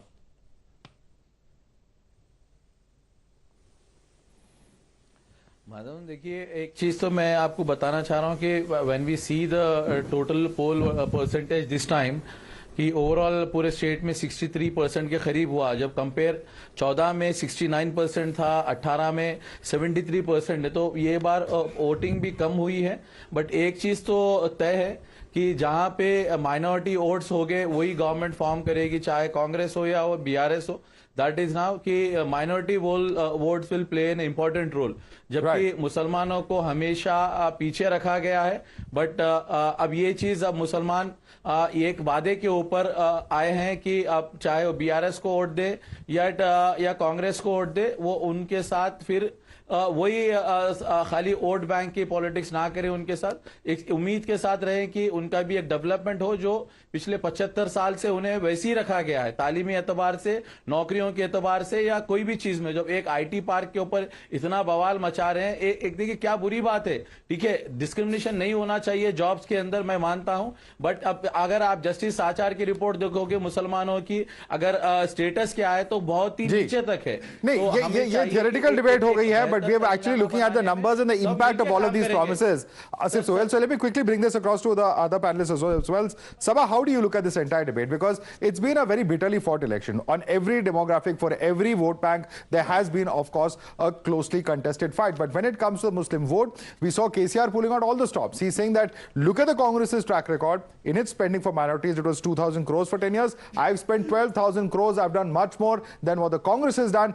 They've treated you as a vote bank, not me. So there's clearly been a very pitched battle as far as the Muslim vote is concerned. Look, there's a pitched battle for every vote. But we in the media, and there's the nature of politics, you focus on the Muslim vote. A 12 to 13% electorate is not going to determine if there is going to be a change of government in Telangana or not.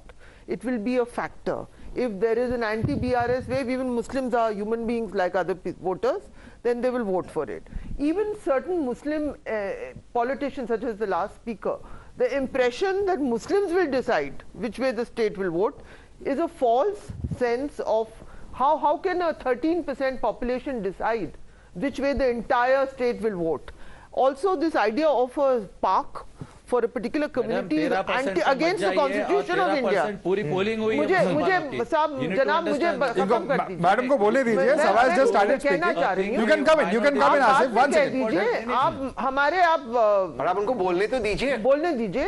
मुझे लगता है ये park का जो idea कि आप एक ही कौम के लिए आप एक पार्क बनाए, वो कॉन्स्टिट्यूशन के खिलाफ ही होगा, इलीगल होगा. मुझे समझ में नहीं आया ये क्या पॉलिसी है. Maybe there is something I have not understood. लेकिन सीधी बात ये है कि अगर देखिए और लेके करके please one at a time please. अगर ऐसा होता तो फिर यूपी में 20% मुस्लिम है, क्या वो सरकार बनाते? आपके यहाँ 12% है. और हैदराबाद में मेरा अनुमान ये है कि असदुद्दीन ओवैसी 2 सीटें शायद खो जाएंगे. लेकिन ये भी कहना that he will stop being, because he's an important MP and he makes his voice heard on certain issues. So he remains relevant to he's not unpopular among Indian Muslims all over. But it is obviously Hyderabad is his home place. That's where he's a member of parliament from. Muslims, I will go against the whole slant of your conversation here, that Muslims are going to decide which way they go. Everybody in Telangana has fought for every community. Well, not the entire state, but in about 40 seats, they have a very huge influence, and that's why. Of course they do. Of course they do. But let me bring in Jay on that. Jay, is this not an important debate? Because she says that they are like any other community. They may be about 10 to 12% of the population. But from the data that we have seen, at least, about 40 to 45 seats, Muslims have a decisive say in who wins that election. And that's why they become an important factor in the election, is it not? Yeah, they absolutely become an important factor. Now, one of the most important news items we were looking at is a list of the Jamaat, which says that, okay, these 69 assembly seats go for the Congress, the best force to defeat the BJP. These 41 seats go for the BRS. Now, such, an organized move wouldn't have happened if they had not been decisive voters. Right. Second point, why they're decisive again, going by anecdotal data, is that the BRS has sought an arrangement with the AIMIM. Yeah. Why would they seek an arrangement if they were not decisive voters? Right? In fact, it is sort of rumored that the AIMIM deliberately fielded a candidate in Jubilee Hills against Mr. Azharuddin so as to defeat the Congress candidate. So, I think the primacy of their vote cannot be disputed. What can, however, be disputed is things like operationalizing an IT park. Right. Let me, in fact, take you across to the second focus that we are having on the News Hour agenda. And this is as far as the backward class push is concerned. And how successful has the Congress's push in this regard been? This is crucial to look at, especially when we're looking forward to the 2024 general elections. For that, we look at how the OBCs voted in different states. The larger picture that emerges from the survey numbers is that OBCs have voted very much in favor of the BJP. Let's look at the numbers from the different states coming in. This is the first state that we have up over here. Now, this is the state of Rajasthan. Congress at 38%, BJP at 47%, others at 15%. Let's move on to the next state that we have as far as this particular statistic is concerned. We're going to be looking at Madhya Pradesh and Chhattisgarh, and this is Madhya Pradesh. Now, this is as far as the OBC vote is concerned. The OBC General SC ST Muslim, this is the total breakup, and look at the top statistic there of the OBC vote. BJP here again at 54%, Congress at 41%. Let's move on to the next state of Chhattisgarh. This is another state that we are looking at in terms of how the backward classes have voted, and over here as well we're looking at the historical data now. Now, this is the historical data that we're talking about as far as how OBC votes are shifting towards the BJP in 2014. 24% for the Congress, the BJP at 23%, 2009, 24 and 22. So pretty much even Stevens over there. Regional parties, of course, the big players over here with 43 and 42%. Post 2014, this number changes where the Congress's share comes down to 15%. The BJP gaining about roughly the same amount of 10%. In fact, more than that, about 12% here, going to 34%. And in 2019, this number further increasing to 44%, with this share of the regional parties coming down from 43 to 27%. And that's why this becomes an important point of discussion. I want to go right back to Jay on this. Jay, this is going to be very, very crucial. We're seeing both sides battle it out for the backward classes. We're seeing the position that's been taken in various opposition states about demands for surveys, so on and so forth. But how is this really going to play out? If you look at the numbers over here, the BJP does seem to have an advantage when it comes to the backward classes, because number of the leaders that they're projecting, etc., all of that is in tune with this strategy. You need to look at the larger lay of the land. If you look at the data, amongst the general category, SC.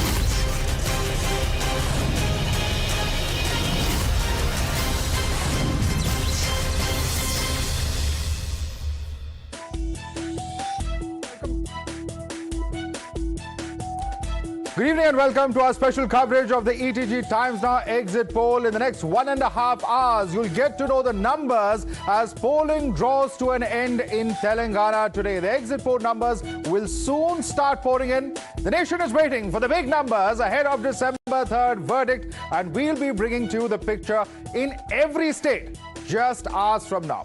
For now, we'll be breaking down what's happening in each and every one of those states. We'll focus one by one on the poll-bound states, the voter turnout, the comparison with last elections, and what were the big controversies at play in each state during polling.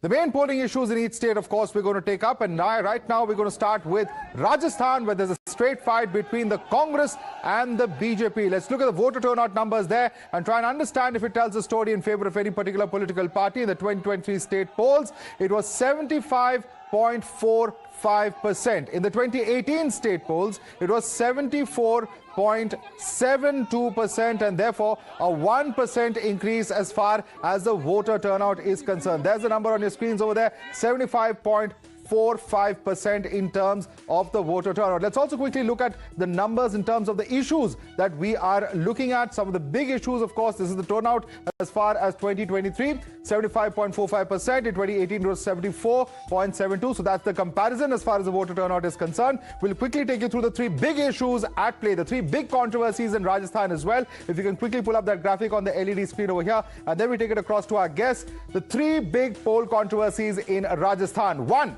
the red diary and the raids. We'll be delving into the red diary and the raids in some time, but at the core of that is corruption. Rahul's panauti jibe at the Prime Minister, another issue at play. How much will that really matter in this election? And the Prime Minister accusing the Congress of insulting Gujars and Dalits. Let me quickly welcome our guests and take this across to them as well. As far as this entire panel is concerned, we have with us Jayam Rugh, psephologist, joining us here in our studio. With us also is Smita Prakash, editor of ANI. Dr. Anand Ragnathan, author, is with us. Also with us inside the studio is Ashutosh, senior journalist. Lokesh Jindal, political analyst, also joining us. Let me start first and foremost with you, Smita.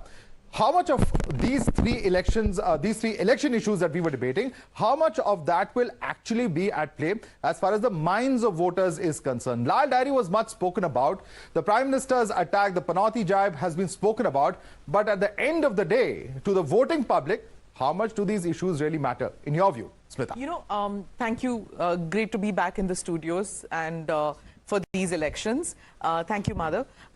I think, who said what whether it's the panauti, whether it's anything else, I think these are basically for grabbing eyeball space. It's for getting that media attention. When it comes to voting, I don't think the voting public actually looks that, oh, usne isko insult kiya, falane ye kaha. I don't think it matters so much. Also, you have to see that when we are talking about Rajasthan,